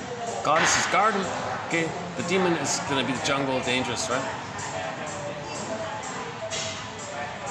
Now, another famous short seller said that when the baby's traumatized, he received the unwanted anger and feelings of the parent. His metaphor is that it's the dung of. Now the baby creates an image. So his expression is dung of the devil, right? Short selling is the dung of the devil. Okay, what he means by that, and the reason he can say it and no one questions it, because that image of as mentioned before, the guy with the horns image, or any image of some frightening witch or monster animal that wants to hurt you. Okay, that's the image of the mother that the baby creates. It represents his own rage. The mother isn't a frightening witch, no, devil or demon. The mother isn't a demon, but the baby creates an image to hold his rage. So it ends up that the baby thinks the mother's like that. Okay. Well, if we're going to start with all this, I guess I really should take it upstairs.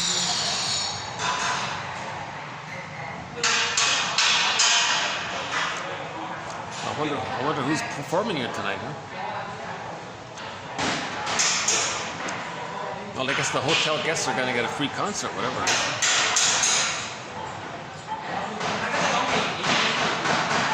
Well, one of the roadies has a Iron Maiden t-shirt. I hope Iron Maiden doesn't come in. Oh my God, that's awful. Heavy metal. That's definitely manic defenses. Why don't you get Beatrice Theater? Okay, I guess I should. Yeah, I guess I should. Okay, let's take it upstairs. Okay, fast forward this video about 5 minutes. Let me pack up. It's going to take me about 5 minutes to settle in upstairs. Fast forward this about 5 minutes. Hold on a second.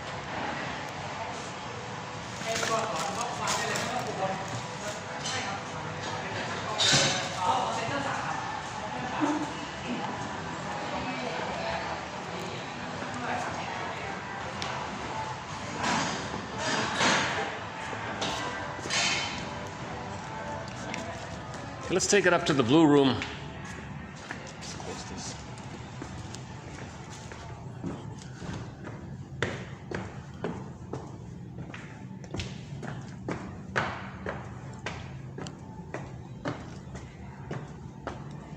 Yeah, okay, good.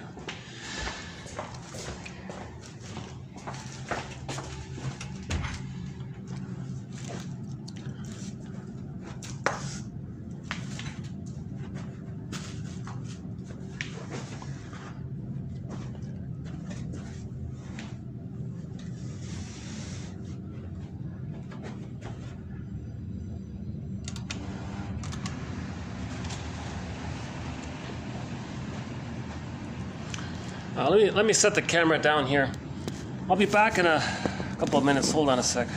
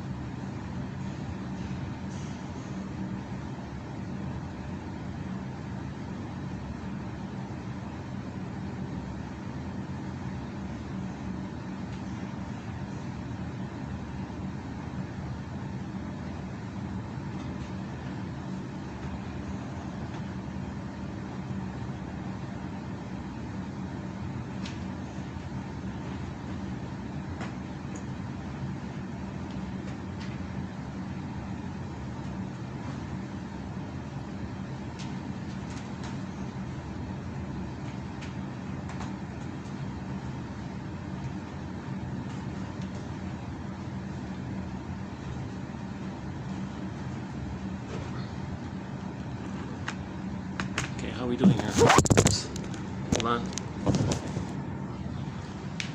Okay, let's see if we can continue here.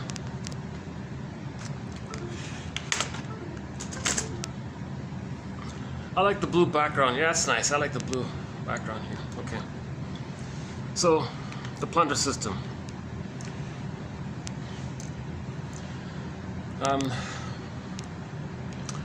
We went from global village to global pillage. From Homo naturalis to Homo economicus.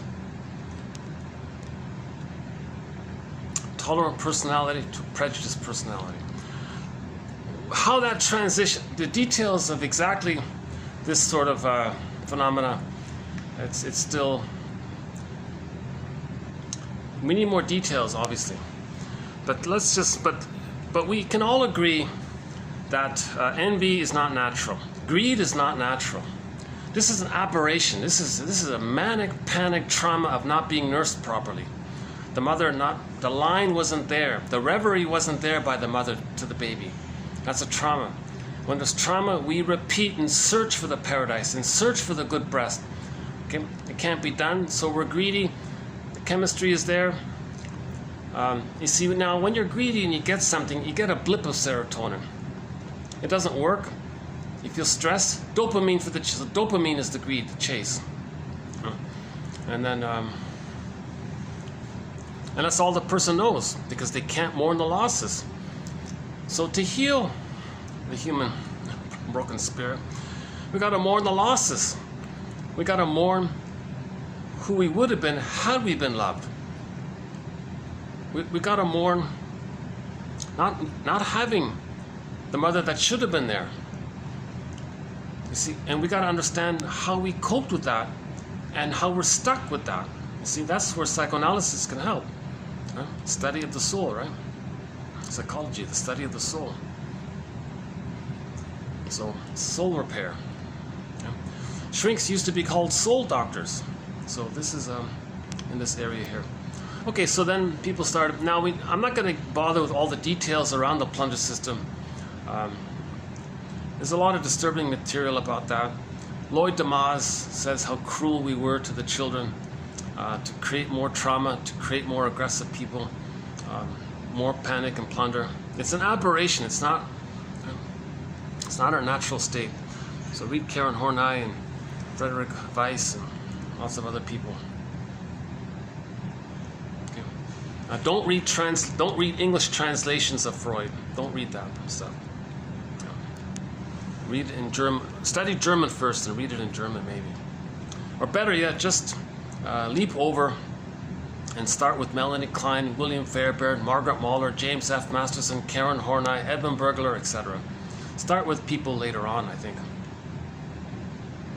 Yeah, in 1001, Windmills of the Mind, no Freud, because the English translation is off. Oh my God. I have the feeling it's deliberate to disturb people. It's not right. I don't buy it at all. And I don't think Freud was that negative as we think he was based on the English translation. Now the English translator was troubled, and the other ones. So you're reading them basically. They just took whatever Freud wrote in German and made it their own thing. So I don't think we have a proper translation of it. We need a German speaker to translate it into English. Someone with a decent motive, with a search for understanding. Not plunder it and destroy it and make it a tool for the plunder system. Something like that. So part of the plunder system, yeah, religion, education is all part of it. Education is part of the plunder system. So we have quotes by Jane Elliott about this. We mentioned religion. Religion, see, people, if the baby's traumatized, he might try to heal. Religion says don't heal. Imagine, idealize the good breast in the sky, trigger the blissful feeling. Oh, you're a believer. That preserves the splitting. The splitting is needed for the prejudice. The prejudice is needed for the prejudiced personality. That's in them, the plunder, and so on. So all the PR guy has to do is say, oh, we good, they bad. Garden jungle. The mind, the baby, it evokes that imagery. And the compulsion is to replay the trauma. So the pillaging is a replaying of the trauma. So the mother plundered the baby's soul. Okay, he identifies with the aggressor and plunders whatever decency and goodness there is out there. Okay, to know himself that the mother plundered his soul. So why don't we start with these quotes here about it. The mother's role is to contain the baby's reverence and awe of her. Okay, the mother's role is to be a good, loving presence, along with her own capacity for tolerating the baby's distress. Okay. Now, if the baby is distressed, he may want to bite in anger and even quote-unquote plunder her, so to speak. So the baby would want to plunder the mother if the mother's so misattuned.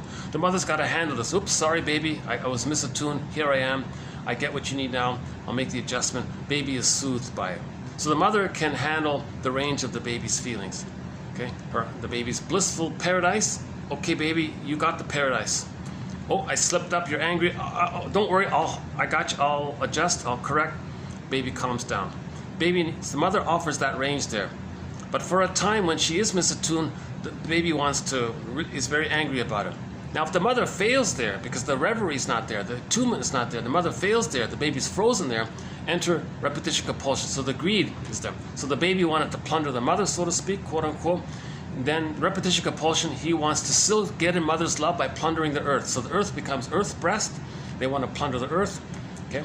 Now, because he's enraged, the underlying motive is the envy to not be triggered of the goodness, because the greed can't do it.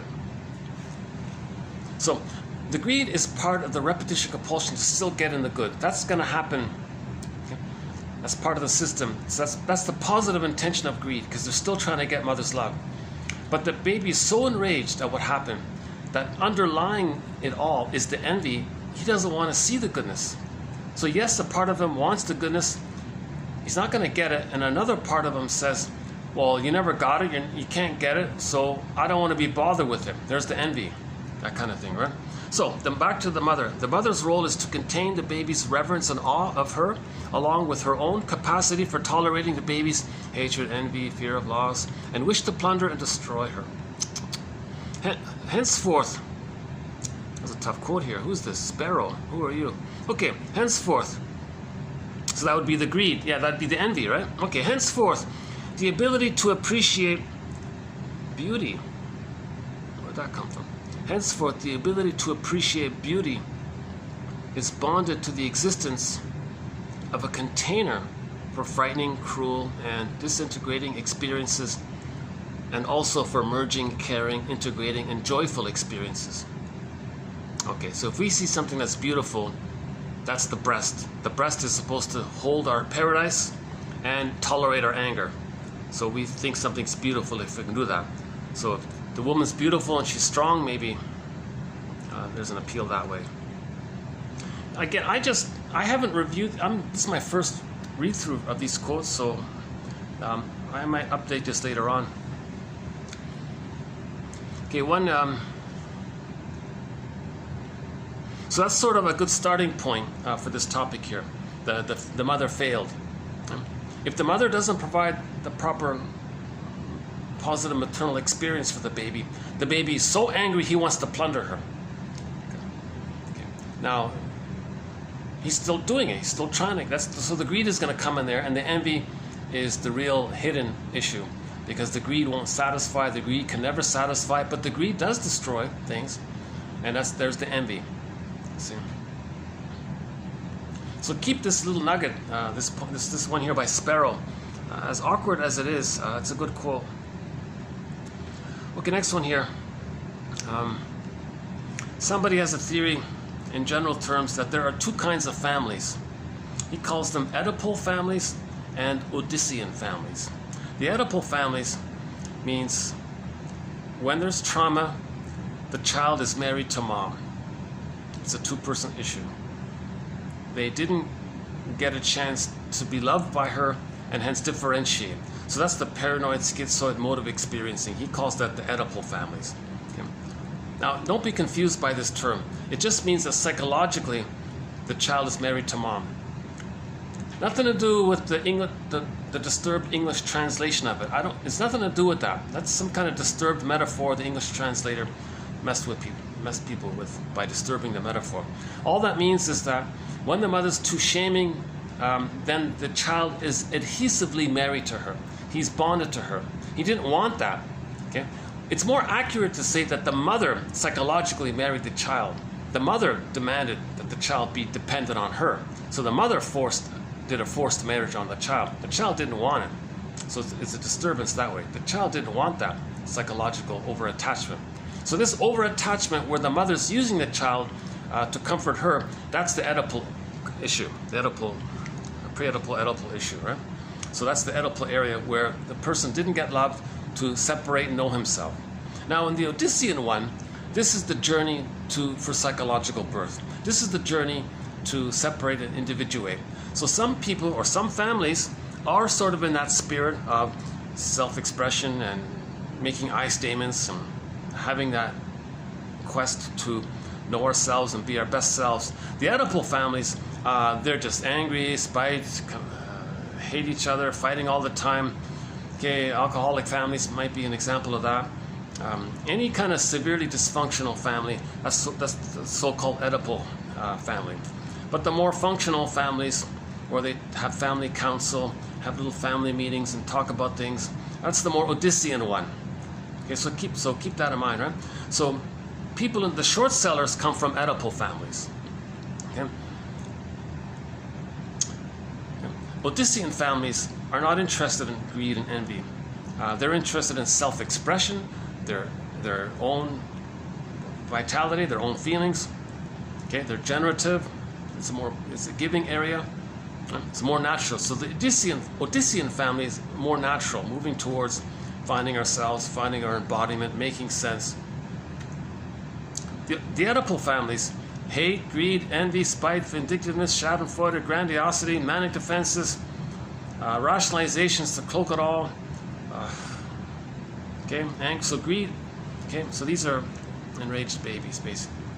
So these marriages are very dysfunctional, very dramatic, lots of ups and downs, lots of arguing, lots of things being thrown around, I guess, in some cases. So it's right? So the short sellers come from Oedipal families. That's the point. Okay, next one here. One famous short seller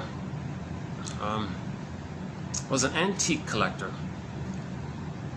So he plundered, his idea was plunder. It's plunder of heritage, or even the explicit significance of these objects which spoke to him of the past. So he says, here's this guy who was greedy and hoarding all of these ancient, beautiful, old, antique items. And he collected it.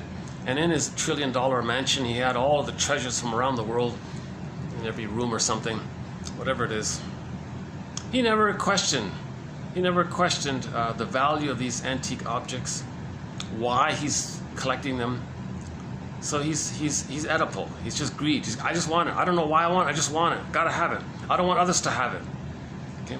Remember, the envy means if you have something, I don't like that. I want to destroy it. I gotta have it. Then you don't have it. Then I'm not jealous of you. I'm not envious of you. So the trillionaire in the castle with hundreds of thousands of antique treasures or whatever it is, the gold from 10,000 years of culture, all plundered.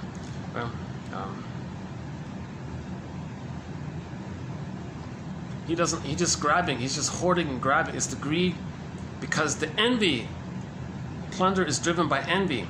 The greed is the means for envy. Greed is the tool for envy. He doesn't want to see anyone with something beautiful outside. Something beautiful outside is the breast. Beauty means breast in the unconscious. Something that's aesthetic or beautiful, okay, is the breast. So if there's something that's good out there, or aesthetic, or beautiful art, or something colorful or rich, or a lot of story to it, or people value it, or something that's considered good, well, they can't notice that, because that triggers that they needed goodness at the breast. It didn't. So they want to. So greed plunders it. Then they don't have it. Well, they don't. If I'm greedy and I have it, that means they don't have it. Okay, if they don't have it, that's fine. So greed serves envy, because greed means if I take it, then you don't have it. Then I'm not envious of you. Now, if they can have it, they want to see it damaged. Well, if I can't have it, then you can't have it. That's their slogan, right? Actually, we have that quote here. Where is it? Let's jump to that one here. Hold on a second. I think we have that one here. The slogan, envy's slogan. What is it? Envy's adage. Envy's age-old credo. Quote, if I can't have it, you can't have it either. That's their old, okay? That's the end. So the trillionaire in the castle with all of the world's antiques. It's not about valuing it or understanding why he's doing it. He just doesn't want to see any goodness outside of him. And the greed fuels it. The greed's a part of it. So greed and envy are together. It's called Grenvy. See, I knew this would be a tough video today. One of my tougher ones, yeah. Okay, next one here.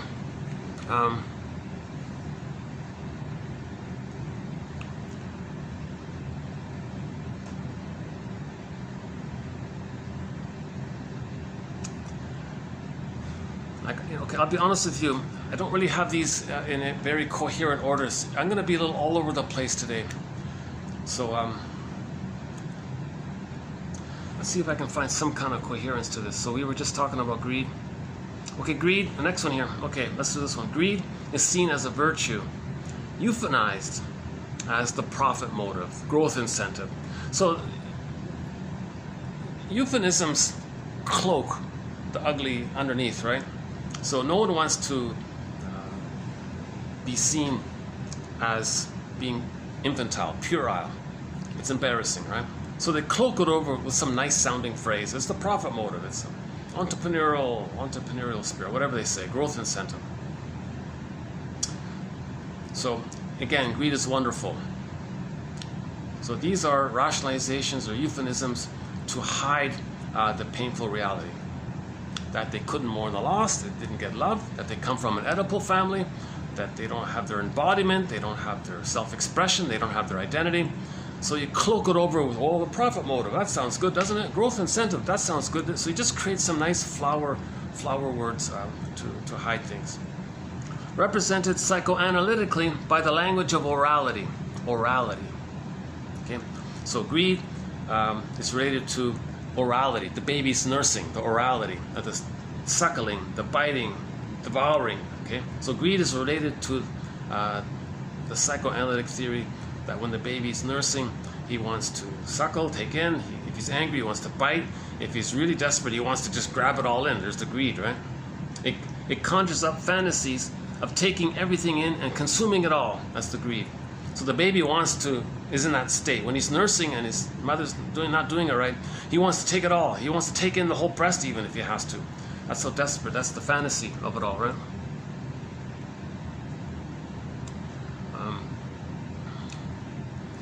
Any other ones on greed?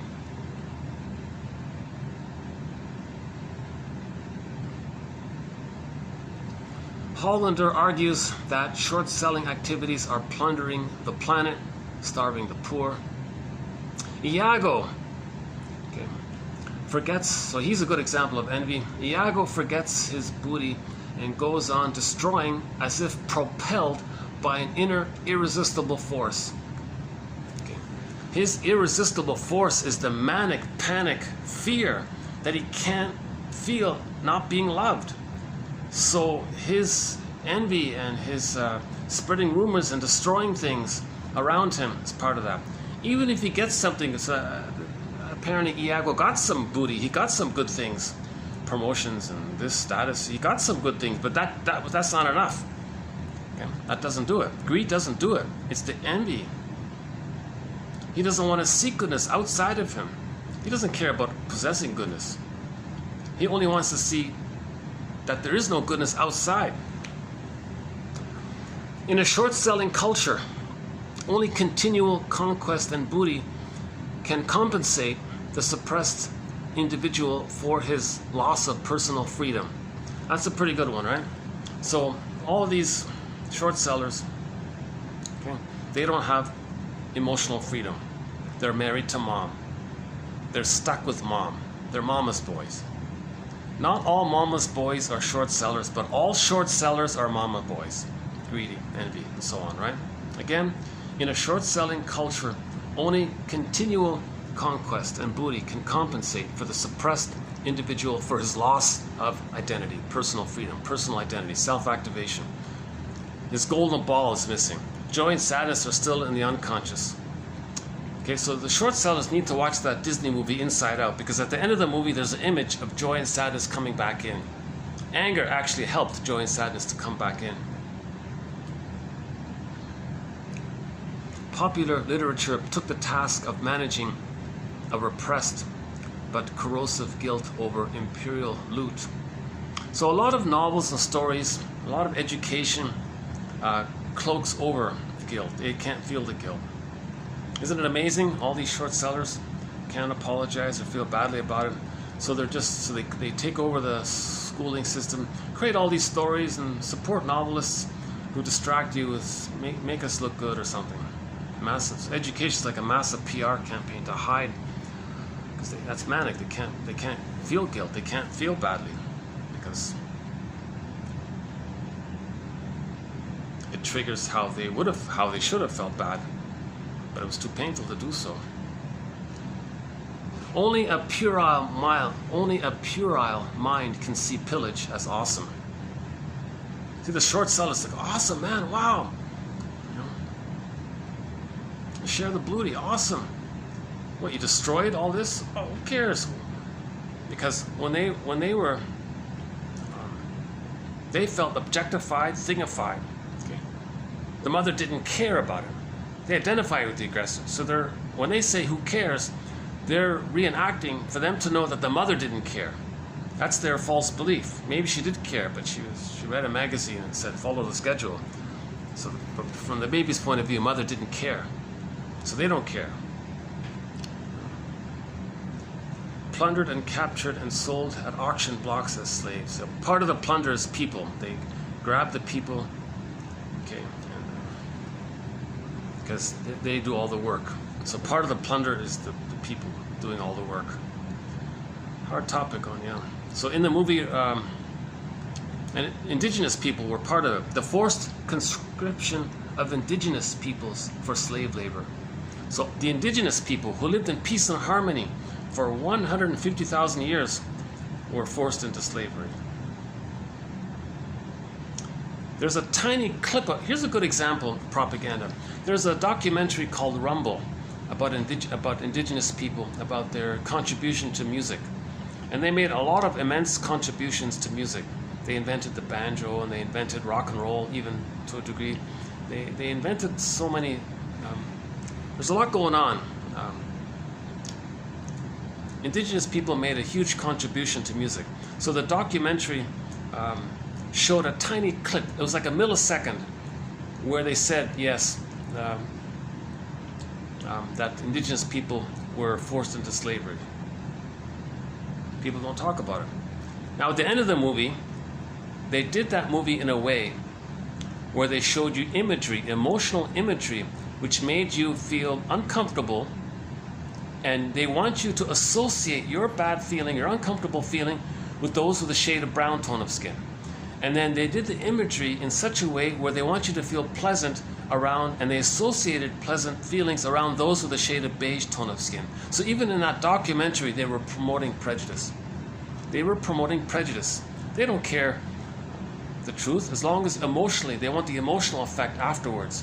I mentioned in the last video, there was a movie, I'm not going to name it because I think it's awful. I only saw the last final scene of it. I think there were 10 people, and they were all about to experience some disturbing event or something.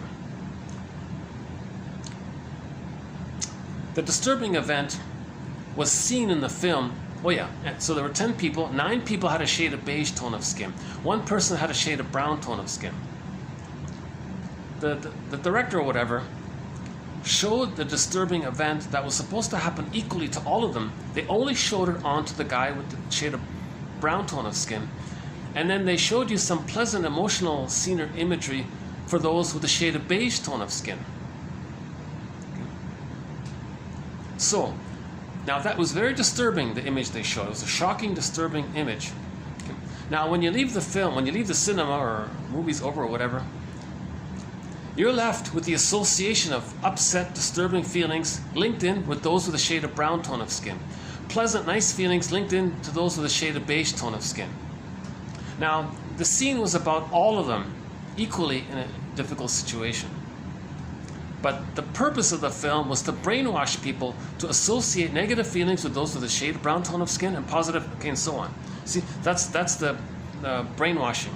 So movies and films are part of the plunder system because they're promoting prejudice. Religion promotes prejudice. Education, films, and so on. They're all promoting prejudice. Okay? So in yesterday's video, we had a quote where the short sellers control the media, they control the films, they control the music, they control the schools and the religions, they control it all. Okay? To create proxies. Yesterday's video was about proxies, so for more on that, go to yesterday's video about the issue of proxy. Today's about plunder. So these things like the school, and the movies and press, okay, those are proxies for the short sellers' greed and envy. People who engage in short selling. Oedipal families, people from Oedipal families.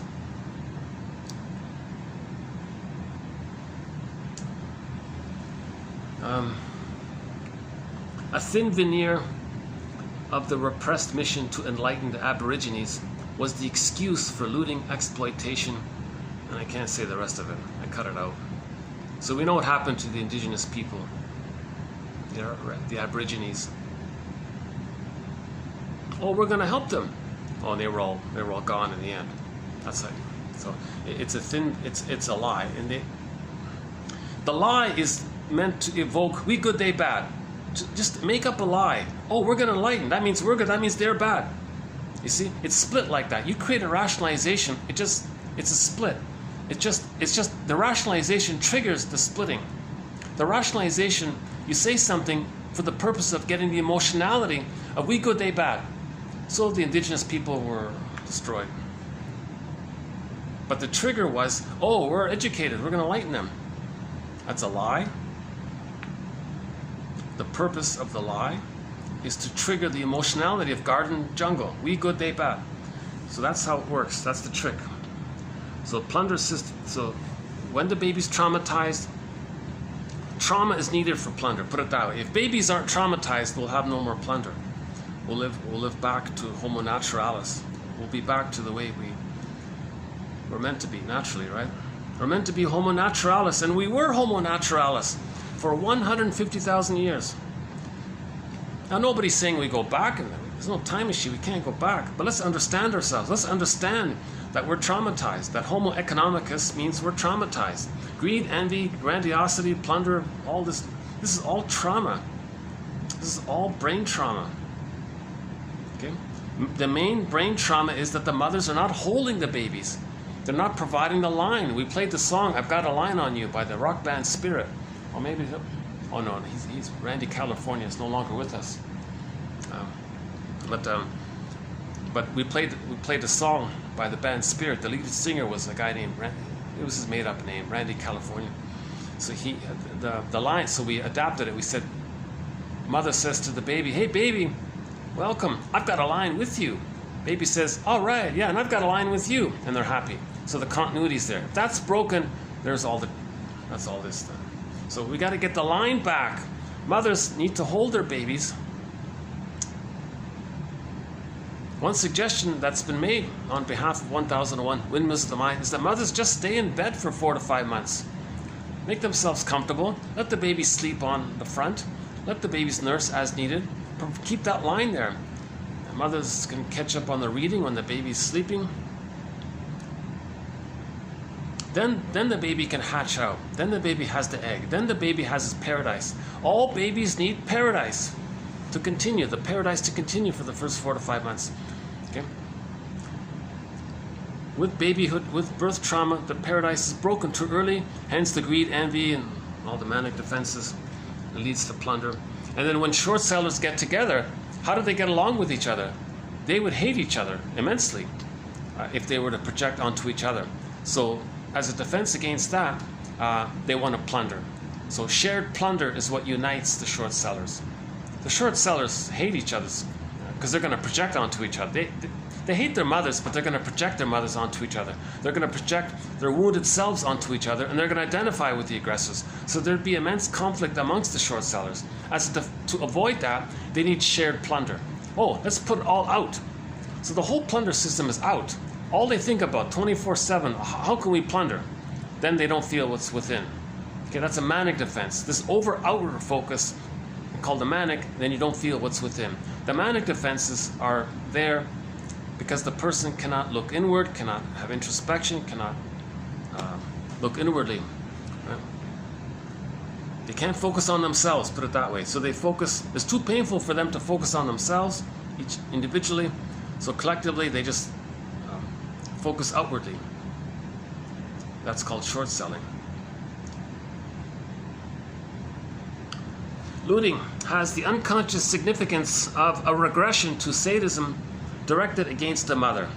Okay, so the looting, the grabbing, the hoarding, the stealing, that's the baby angry. That's the angry baby at the breast. Come on, mother, give me the milk, give me the reverie, give me the line, give me your presence, give me your maternal supplies. So they're angry and they're biting, and it's at some point it turns into a kind of a emotional sadism where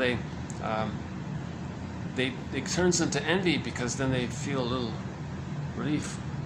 Not the best word for it, maybe. If the baby bites and the mother's damaged, maybe the mother complies, the child feels some victory. Maybe that's what it is. The wounded earth cries out against the damage being done to her. So all of this plundering is damaging. So we're meant to see the earth as a living presence, in a manner of speaking. But if the baby was stingified, the earth is stingified. But the earth is very abundant. So we played the speech by Kristen Wilson. During the string of videos on greed, we played a speech by Kristen Wilson about this.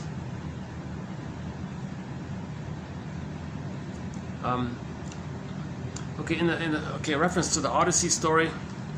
Young princes overrun his father's Odysseus' house and plunder everything. Okay, and the female servants were damaged, and they're all fighting to take over Odysseus' wife, Penelope. Okay, let's clarify. In myths and fairy tales, there's psychology for inner world. Okay, so in the Odyssey, it's like one long dream. Okay, so we all live in a psychic house called the soul castle. That's Ithaca. Okay, Penelope is our feeling side, the feminine side. So Odysseus, or the part of us, so we're trying to be reunited with ourselves. Now, while we're away, our feelings are under,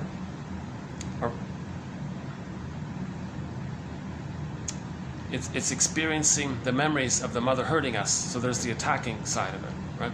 And the pressure under our soul. So our soul is under attack, so to speak, right?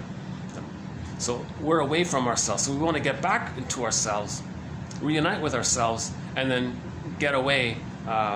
Then we heal the memories of our anger when we're reunited with ourselves. So it's sort of like an imagery there. It's like a dream. But some people like to use myths and fairy tales to make a point about something on the outside, which is very common. So this quote is in relation to that. Okay, so the invaders overrun Odysseus' home. So we know the story about that. Penelope, okay, they're all, okay. They behave like arrogant masters in a house that does not belong to them. Telemachus, so that's Odysseus' son, asks the people for help to save his land and undertakes a dangerous journey in the hope of finding a clue about his father. Eventually, Odysseus returns, and the two regain their land with the help of each other and bring back justice. So,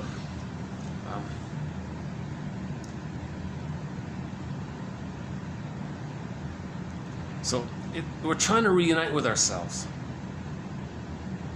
When the mother plundered us, we're disconnected from ourselves. So the imagery of the Odyssey of those guys destroying the house and all that, trying to marry the wife, yeah, it's there. It's connected. Mother plunders baby.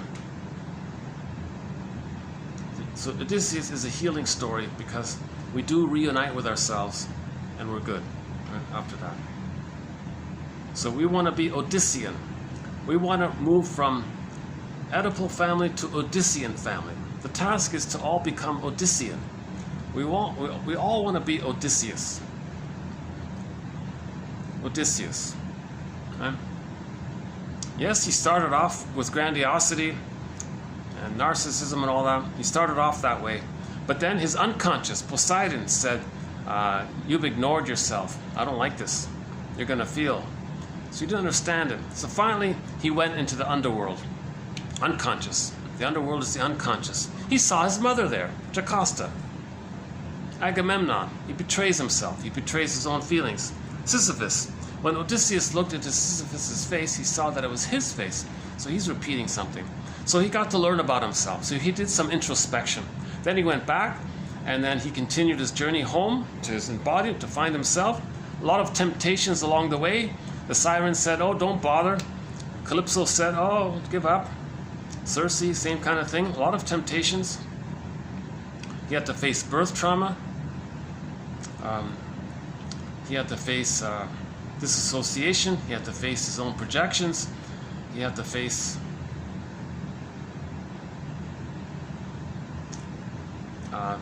the improper breastfeed, the lack of breastfeeding. I think the Cyclops is the devour. Remember the Cyclops? He's a devouring monster that wants to eat the people. Okay, so that's the image. So the Cyclops is a symbol. His rage and his eating, that's a symbol for how the person was angry and couldn't take in the mother's love, kind of thing.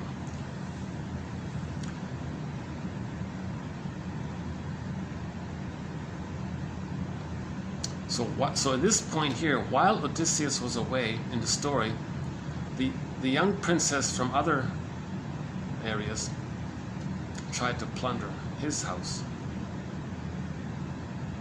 So that's an image of how a person feels plundered when the mother doesn't provide the proper nursing.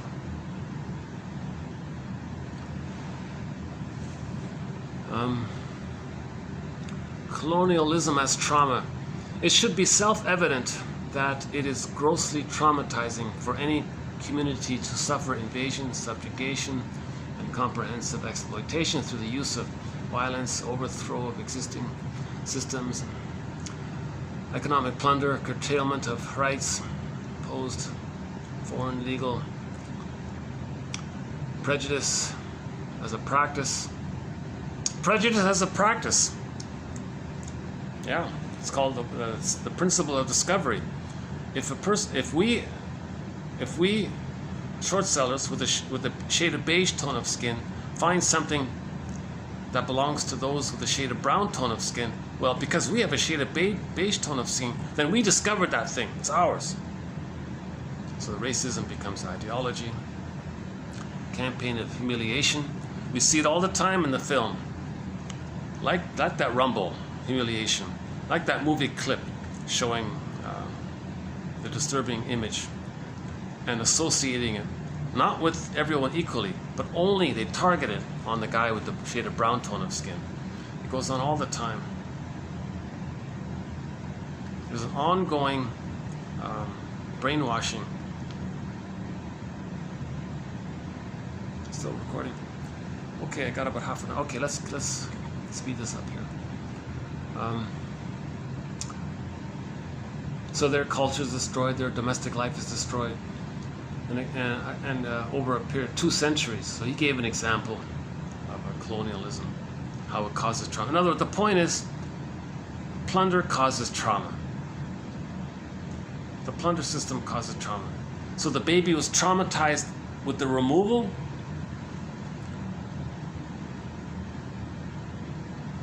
They become short sellers, find proxies who traumatize others, because both of them want to reenact how the mother traumatized them. They're enraged, that's the envy, they don't want to see good, so greed is a byproduct of trying to heal, but because the envy is so strong, the greed destroys, and it's fueled by the envy. That's why when a person's greedy, they never stop. So that 99-year-old short seller guy, he's got billions of dollars. He's still doing it. It doesn't make sense. What do you need with more money? It doesn't make sense. It's the envy. He doesn't want to see He doesn't want to see goodness outside. He just wants to see damage outside because he's just so envious. I can't see goodness outside. So the greed is the engine for envy. Greed is a tool for envy. So this 99-year-old guy is not giving back. He's just trying to destroy more and more. And I'm posting this video in the year of 2023. And unfortunately, the world can see this ongoing effort taking place now. They want to plunder some forests and resources from another part of the world. And there's this brainwashing campaign to engage in the destruction of those forests. Are very nice. Let's damage, cut them down. That's goodness. They have goodness. Well, we envious. The slogan of envy is, if I can't have it, you can't have it either. That's the envious. So this is all puerile. This is infantile. Puerile. Only the puerile mind can see envy as awesome.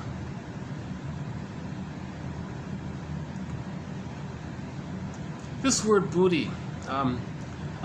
He said, Merriam-Webster, the dictionary, Merriam-Webster dictionary, says there's no relationship between the booty, that's like the plunder and you share the booty, right, to the modern day slang of the word booty, as in shake your booty or booty call, there's no connection. But somebody said here, after I read that, somebody said here, booty means in the plunder system, they will plunder the beautiful women. Now they're beautiful. Beautiful, that's the beauty. So maybe the booty comes from when they pillage a land, they steal all the beautiful women because they're beautiful. Maybe it's a language issue. Maybe the beautiful women as booty, maybe it comes from that. So maybe this phrase booty comes from the beautiful women that were stolen from the indigenous people.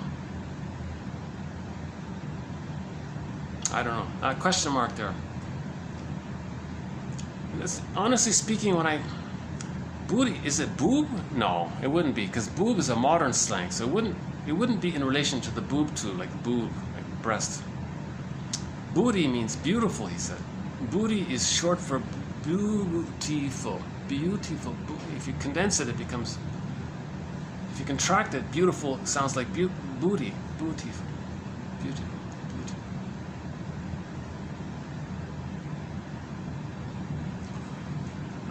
Okay, a couple of others here. I sometimes say to a client that it seems to me that he has gone to some trouble without realizing it to get me to experience firsthand what he is experiencing in order for me to understand what it feels like to be plundered. So the therapist felt plundered. So the client said, "You have goodness. Come on, tell me your secrets. I want it all. Give it to me. I don't care about you. Just give it to me." And he said, "Okay, I think you're replaying your childhood. When you were in the nursery, you were plundered. Now you want to plunder my soul because you want to communicate how your mother plundered your soul. I will sometimes say to a client that it seems to me that he has gone to some trouble. You're going to some trouble to get me to experience firsthand how he felt in the nursery, firsthand what he is experiencing in order for me to understand what it feels like to be, for example, unseen, unwanted, discarded, plundered." He had a whole list there. So in the therapy process, we replay what happened in the nursery in the present. The therapist notices this and puts words to it. It seems to me you're making an effort to let me know what kind of mother you had and how you felt with her.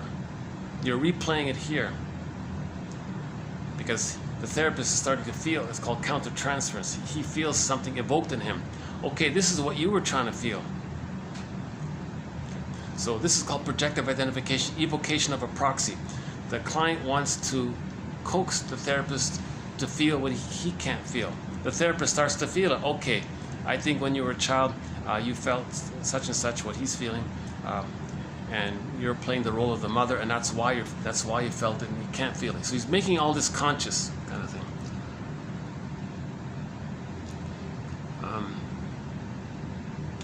There's one here about the Acropolis. The Acropolis is known today for its ruinous condition after centuries of looting and destruction, an apt metaphor for the psychological state of individuals with PTSD,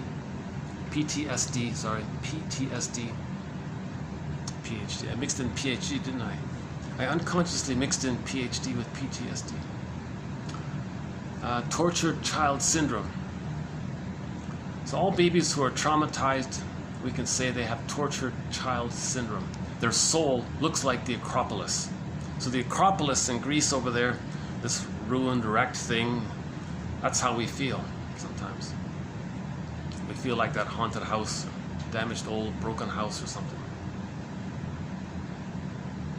The witch mother, who may come disguised in the dream as a vampire or some other creature that bites, punishes the child for their wishes to plunder the mother's breast. See, this is all fusion. The baby and the mother are one. So if the baby feels enraged, he says the mother's enraged. The mother's enraged. He's enraged. He wants to bite the mother. His image of rage he puts onto the mother, creates a vampire image, and says the vampire wants to hurt him because of what he did. So it's fused like that. You see? Calling the preverbal woman chaser a wolf. Okay, this is related to oral aggression. So, okay, the woman chaser, the womanizer, the Don Juans and all that, the Peer Gynt's, the woman chaser. So that's greed. Right? So he's like a wolf. So that's the oral issue. The wolf is often associated with this oral hunger, the big biting, what is it, grandmother? Red Riding Hood, right? The wolf. Big voracious eaters or something. But ironically, someone said if you get to know the wolf, they're not really like that. But that's our fantasy.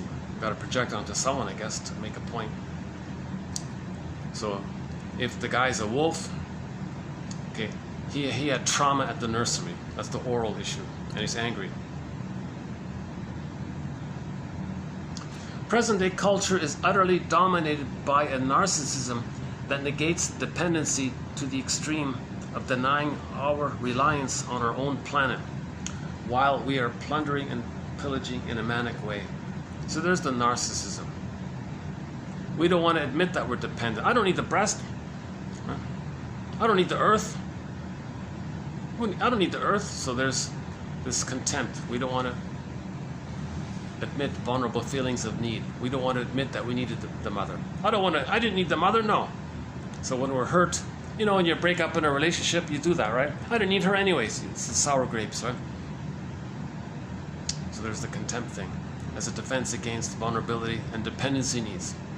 So a person with a narcissistic pattern, okay, bully pattern, Iago pattern, etc., they don't want to accept vulnerability. So they don't need the earth, but we do need the earth. We do need the earth. We need the earth. Anything else here? Embittered because of a plundered childhood, the client pulled away from the tasks of adulthood. Well, there's a good summary statement. Embittered because of a plundered childhood. The mother plundered his childhood. The childhood was plundered. If the mother uses the baby to comfort her, to soothe her, to make her not feel alone, to comfort her as a teddy bear, that child's soul, his childhood, his future, his life, his psychology, it was plundered. Okay? So he had a plundered childhood. Therefore, he pulled away from the tasks of adulthood. He doesn't want to bother with adulthood. He's just too enraged at what happened to him. He can't be bothered with it. He doesn't want to grow up. So narcissistic patterns, they don't want to grow up. People with a narcissistic pattern, the puer pattern, the puerile, they don't want to grow up. The Don Juans, the womanizers, they don't want to grow up. They're too embittered from a plundered childhood. Okay, toxic masculinity, all of these characters who don't want to grow up. Okay, they're too embittered. The tasks of adulthood, generativity, to be an elder. Be an elder, so they're more like the Scrooge. They don't want to do it, right?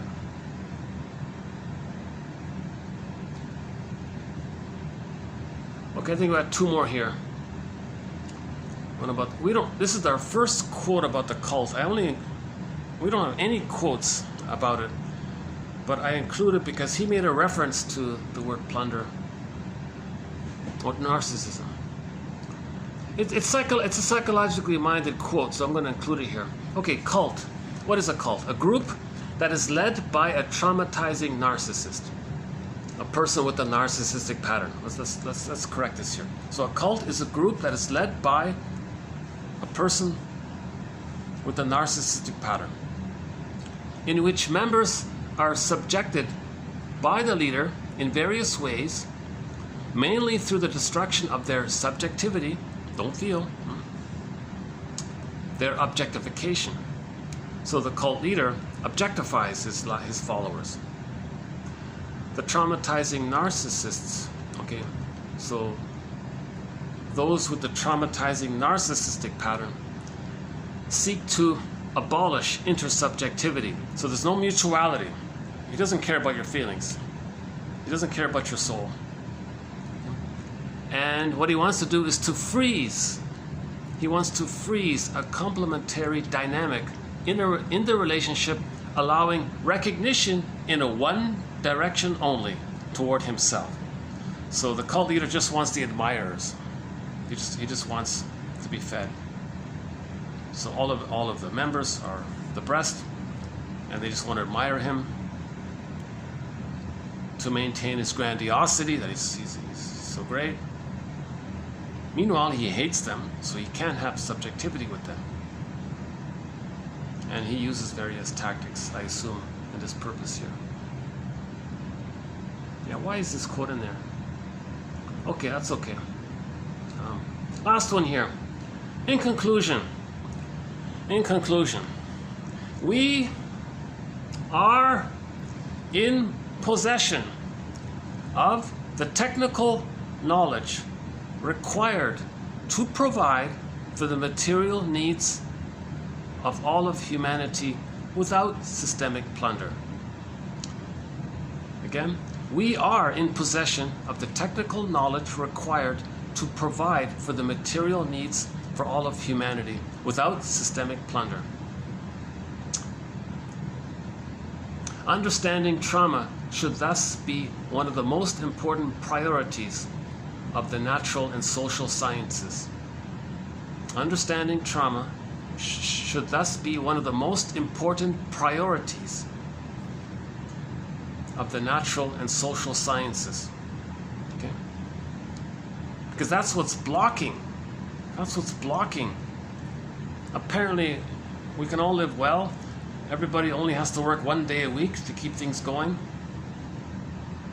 It's the trauma that's causing all these problems. We are in possession of the technical knowledge required to provide for the material needs for all of humanity without plunder. We all live under the same sun because we're one. But we don't think that way. We don't think I'm okay, you're okay, because of trauma. In trauma, it ends up being I'm okay, you're not okay, or I'm not okay, you're not okay, or I'm not okay, you're okay. These kinds of things. Anything other than I'm okay, you're okay is trauma. Anything other than the tolerant personality is trauma. The prejudiced personality is trauma. So we want to understand trauma. Understanding trauma should thus be the most important priority, one of the most important priorities of the natural and social sciences. So 1001 Windmills of the Mind is researching, is engaged in research and understanding trauma. How do we heal trauma? How do we forgive the parents, resolve splitting, and differentiate? How do we do this?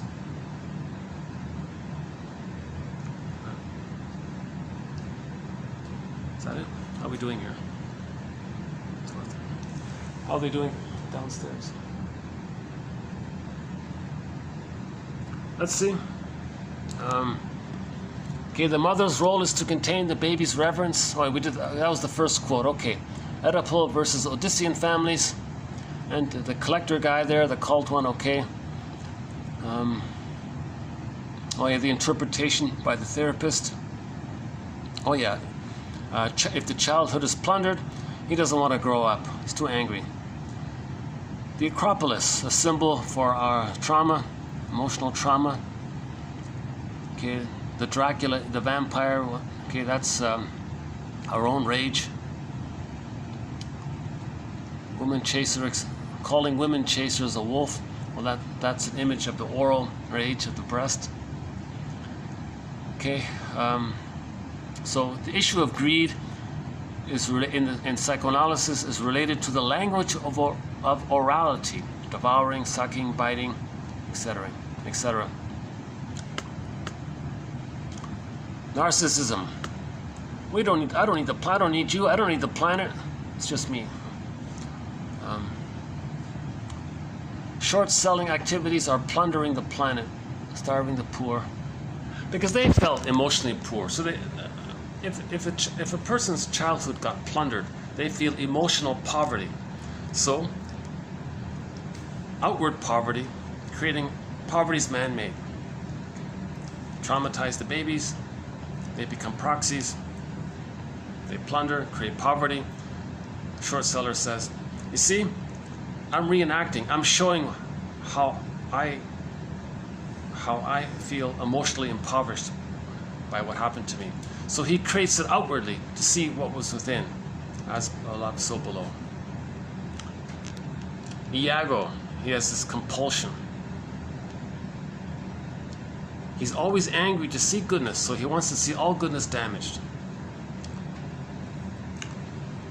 In a short-selling culture, only continual conquest and booty can compensate the suppressed individual, traumatized individual, for his loss of personal freedom. So if everybody finds their personal freedom, psychological freedom, man's main task is to give psychological birth to himself. If everybody can be Odyssean and find their psychological birth, we're good. If we can just feel as we live, we're good. We just got to feel. The problem is we're not feeling. Short selling, Oedipal, all of this, greed, and this is not feeling. They're not feeling. If we become Odyssean, we're feeling. We're moving towards, we're feeling, and we're moving towards more feeling. We're feeling. Okay? So the goal is, the transition is from Oedipal families to Odyssean families. Odyssean families means family circles, making I statements, talking about things, learning how to communicate, using pamphlets. How do we communicate with each other? Understanding each other.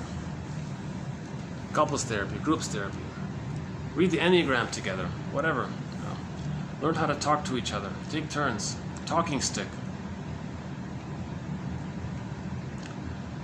That's Odyssean. That's Odyssean. Right? So a show like Help Me Help You, that's Odyssean, about group therapy. That one, imagine that. Only 2 episodes, unfortunately. That's Odyssean. It was about couples. It was about couples therapy. In the TV series In Treatment. The comic Psychoanalysis, that's Odyssean, very Odyssean. Psychoanalysis, 1955, a comic book series called Psychoanalysis came out, and it was recently reissued, almost 3 years ago, by Dark Horse Publishing. In the search engine, type in psychoanalysis. That's the best introduction to Odyssean thinking, to Janusian thinking.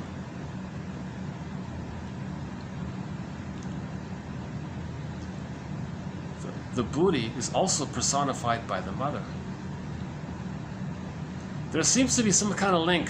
Merriam-Webster says there's no link between the modern phrase booty and the old plunder booty. But this one seems to think there is. Billions of people with PTSD because of this. Because the baby whose soul was plundered, he has PTSD. So he gives other people PTSD to see, look, my mother gave me PTSD. You see, through the proxies, I gave others PTSD. Well, I'm trying to show and communicate that my mother gave me PTSD. Never mind how many PhDs I have. No issue about that. Education has the task to mask over, in a manic way, any kind of responsibility for guilt and reparation, because they can't do it. Guilt and reparation, you have to forgive the mother, then you can engage in reparation. Reparation is healing. To make reparation is healing. People can't apologize and make reparation because they didn't leave the mother. It's Oedipal. They're still too married to the mother. They're too enraged. The main emotions: hate, greed, envy, spite, vindictiveness, schadenfreude, entitlement, grandiosity, contempt, sour grapes, and other manic defenses. Identification with the aggressor. Envy seems to be the big one there. Schadenfreude. Only the puerile mind, the infantile, traumatized infantile mind, can see short selling as awesome. That's Schadenfreude.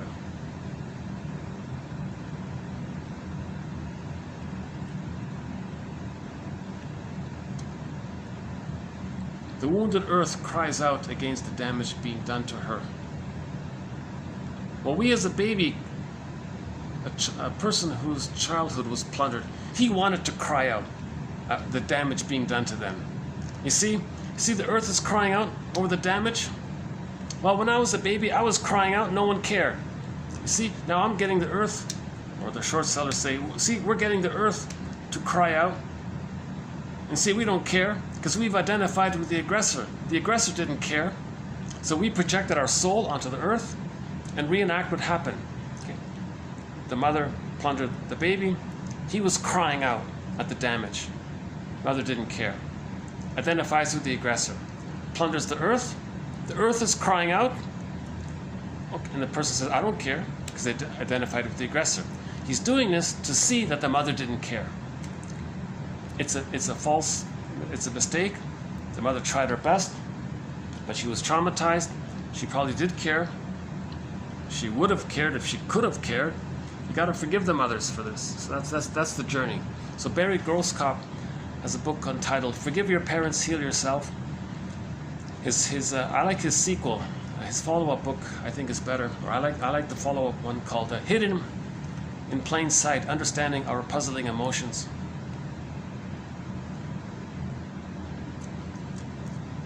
Oh, I need a wheat field, a hay field. I knew this was going to be a difficult topic, an emotionally charged topic. I'm not trying to go on a soapbox about the plunder system. I want to acknowledge the plunder system because it contributes to prejudice. Short selling as trauma. Victims of short selling, meaning colonialism, plunderism, neoliberalism, whatever terms it's called, casino capital. It leads to trauma, because when you're plundering, you don't care about people. You're destroying their families, their communities.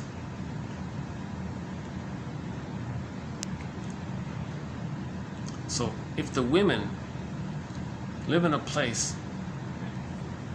that's pillaged, they experience trauma. Now, these women become mothers. Now, they have trauma.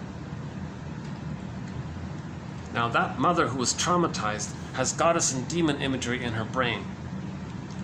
So she ends up with us or them thinking. So trauma, due to the short selling, leads to prejudice.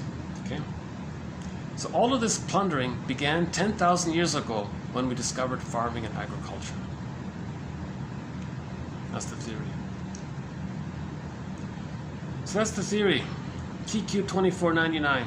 The link between the sociological factor known as plunder and prejudice. Plunder means you got to traumatize. In order to plunder, you need the trauma. Trauma creates prejudice. It circles around, right?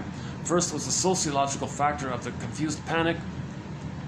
Then the trauma feeds the plunder creates more trauma creates more prejudice creates more plunder creates more so there's a cycle there. So we want to move, that leads to, so we want to heal trauma. So that's what he said. That's our first quote here. The main task is to understand trauma. What was it? Understanding trauma should thus be one of the most important priorities of the natural and social sciences. But it's squelched. The plunder system squelches it. The plunder system who owns the schools don't teach trauma. Oh, give them some confusing, fluffy book. Don't give them something valuable. Give them a red herring. Throw them red herrings. Baffle them with jargon.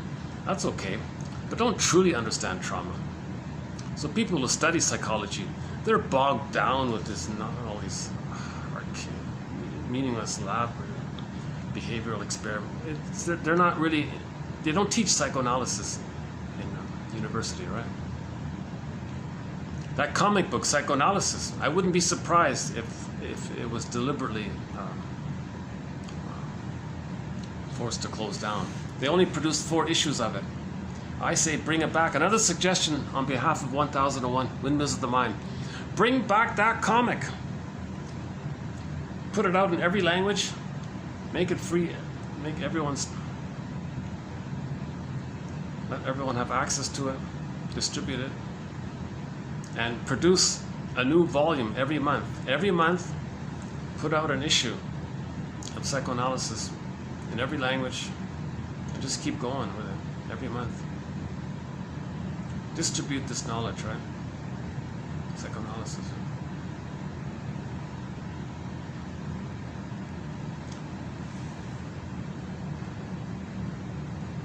Maybe I'll just take a little stretch here. Hold on a sec. Let's just take a little breather here. Let's see how the concert's setting up.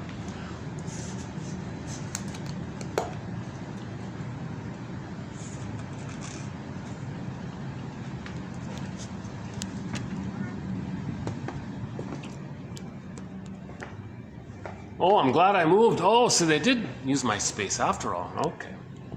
So the roadie. So I'm glad I moved. Oh, they moved it over here. Oh, that's what they did. Okay. Oh, they moved the whole thing over. Yeah.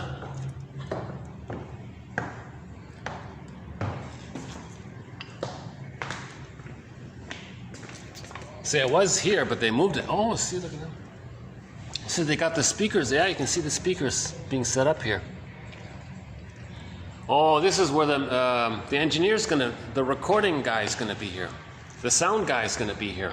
So where I was sitting tonight, the sound guy's gonna be there. And they moved the sofa over here.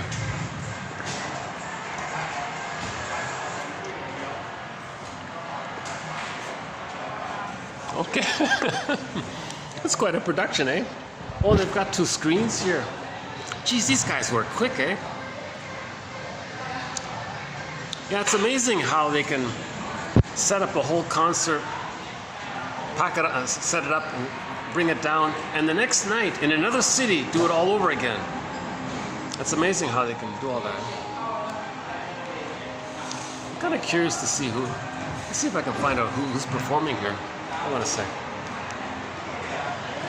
Let me find one of the suits.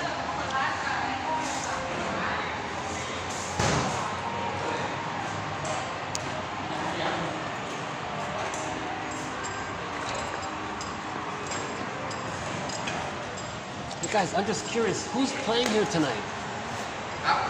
Who's gonna play here tonight? Which musician or which person? First one. First Monday. Tomorrow. Tonight? Is there a concert tonight? Tomorrow. Oh, tomorrow there is a concert. Tonight, tomorrow. And who's gonna sing here? What's the band's name? House band. House band? Yes. Just a house band. In local. Local band. Okay, cool. That's awesome. Great. Thanks. Yeah. Sounds good. Oh, just a house band. Well, that's a lot of. Oh, they're getting special. The house band is getting. Maybe he means like a local band or something. A house band. Yeah, I guess he must mean like a local band or something. Yeah. So no Iron Maiden, thank God. Yeah, I can't stand that heavy metal stuff. Some hard rock. We do have a few hard rock songs from Triumph, one of our musical voices, the rock band Triumph. So we've played a few songs from Triumph. Spellbound, Tears in the Rain, Young Enough to Cry, Lay It on the Line, Follow Your Heart, Fight the Good Fight, Mind Games, we played that one. Rick Emmett, he also does Saved by Love and Big Lie, that one. And Moving On, we played Moving On by Triumph, yeah. What else? Moving On. Magic Power, yeah. So we have a lot of great songs by the rock band Triumph. A couple from April Wine.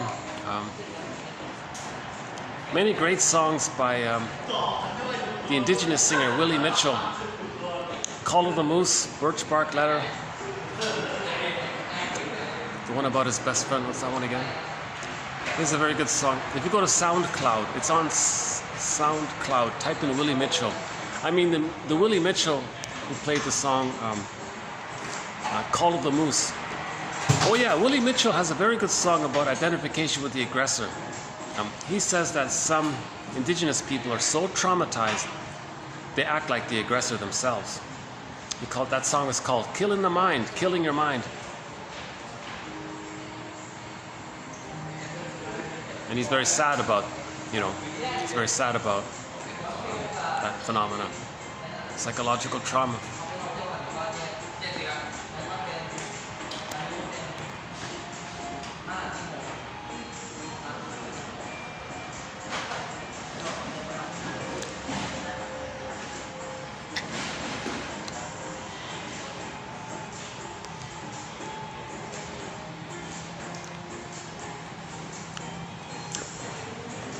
Well, I'm tempted to come here tomorrow night to see what it's like. Or maybe it's private. Oh no, it's probably. No, if this is an event. No, this will be private. Let's see.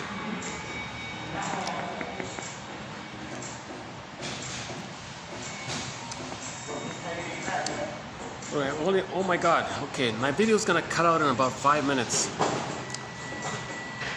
Okay, so I only have 3 hours worth of storage in each video. So it's been a challenging topic, triggering material. My disclaimer, I'm not a professor, social worker, doctor. I'm not a historian. I'm just searching for quotes. I'm scrambling around searching for quotes to help understand trauma. The plunder system is a major contributor to trauma. Billions of people are traumatized by the plunder system. And then afterwards, after the person's trauma, they perpetuate it by replaying the trauma. So the internal dynamics of prejudice by the trauma is a replay of the trauma from the plunder side, but the plunder side is in response to the repetition compulsion of the internal dynamics. So it goes around like that, you know. Yeah, I got less than maybe 5 minutes left here. Oh yeah, I did play like I knew this topic would be difficult, so I prepared sort of an easy song, one by Anne Shell, one of our musical voices. So why don't we go back up and play Anne Shell. She has a song, Anne Shell has a song about when she feels stressed out, like I'm feeling now a little bit, after reading these quotes. She says she wants to go to her safe place. It's a hayfield. So Anne Shell has a song about going to a place where she feels supported by nature. So we need nature, yeah. So there's a song where we need nature. And I had a brief experience myself about that. In this last summer, I was on the shoreline, and one time I felt really safe by the rocks there. So I had that brief moment of what she was saying. And I sometimes think about that spot. And I wish I could return to that sometimes, just so far away and all that, right? But she talks about that. So if you're feeling stressed, what's your hayfield? For her, it was a hayfield. Could be a wheat field, could be a cornfield. So why don't we end up here with Anne Shell's song. Could be a lagoon called Hayfield.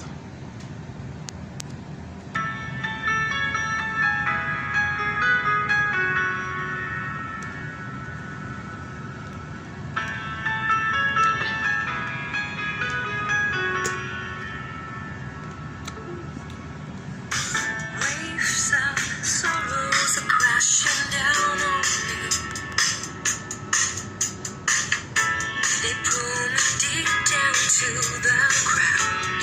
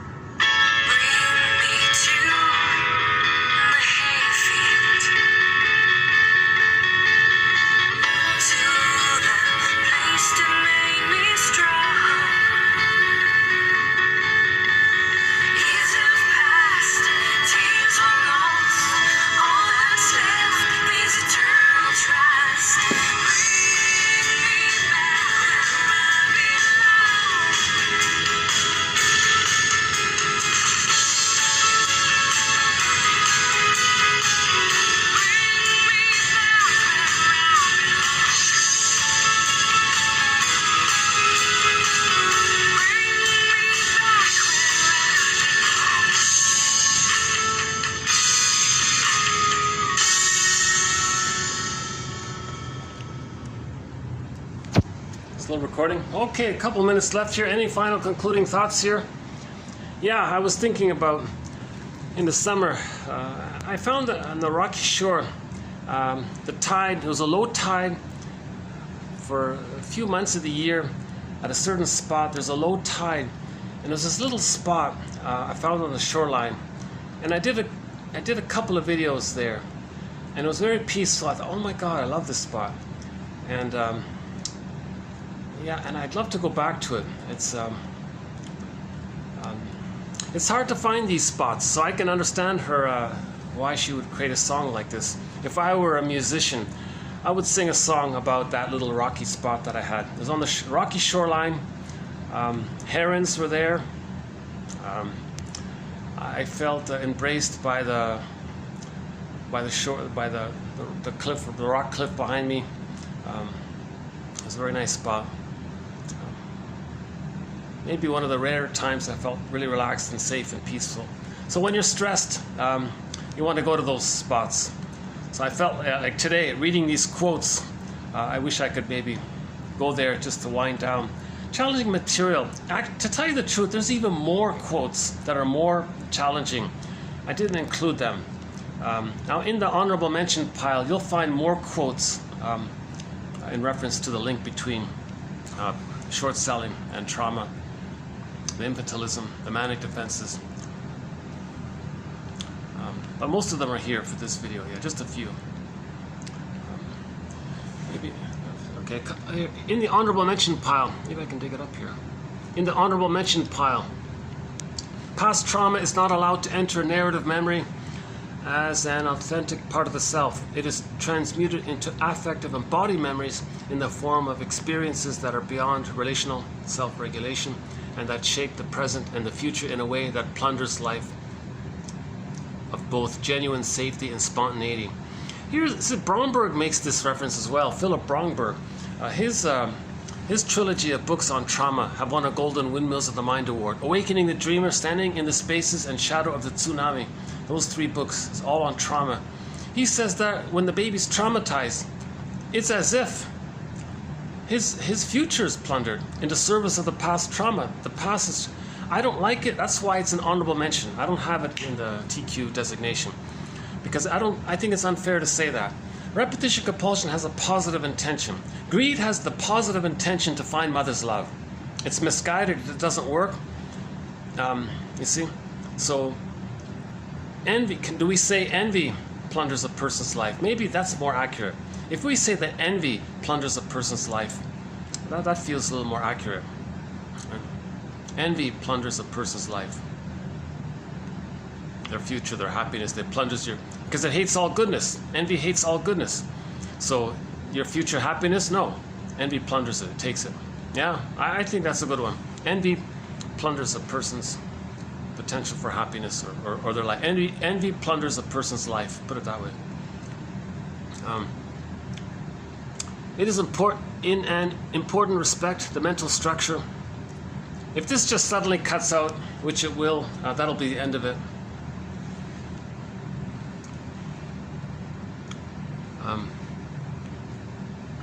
It is an important, in an important respect, the mental structure is a cure that is worse than the illness, quote unquote. It is designed to cure traumatic self-destabilization because it plunders the present and the future on behalf of the past. So this Baz woman, she says the same thing like Bromberg. That's why it's not included here. She says, the mental structure you create from trauma, that structure is going to plunder your present and your future. The past is stealing and taking away. It's just an approximate metaphor. I don't really like it, But it does convey the idea that the painful, it's traumatized. We create a psychic structure, okay? A mental structure. With trauma, we create a mental structure. Now the baby survived. It helped him to survive. She says it's kind of like it's worse because it's going to rob you of your whole life. Couldn't the baby just feel the pain and process it? No, that's the issue. The baby can't feel the pain and shake it off. He can't do it. He's frozen there. This painful structure is the freezing. He's frozen there, and metaphorically, it's going to plunder the person's life, their present, their future. That's what she means here. Okay, I think this is going to cut out any minute here. So yeah, not a bad song, eh? What do you think? Handshell? Hayfield? This has been TQ2499, a very challenging topic today. My apologies if anyone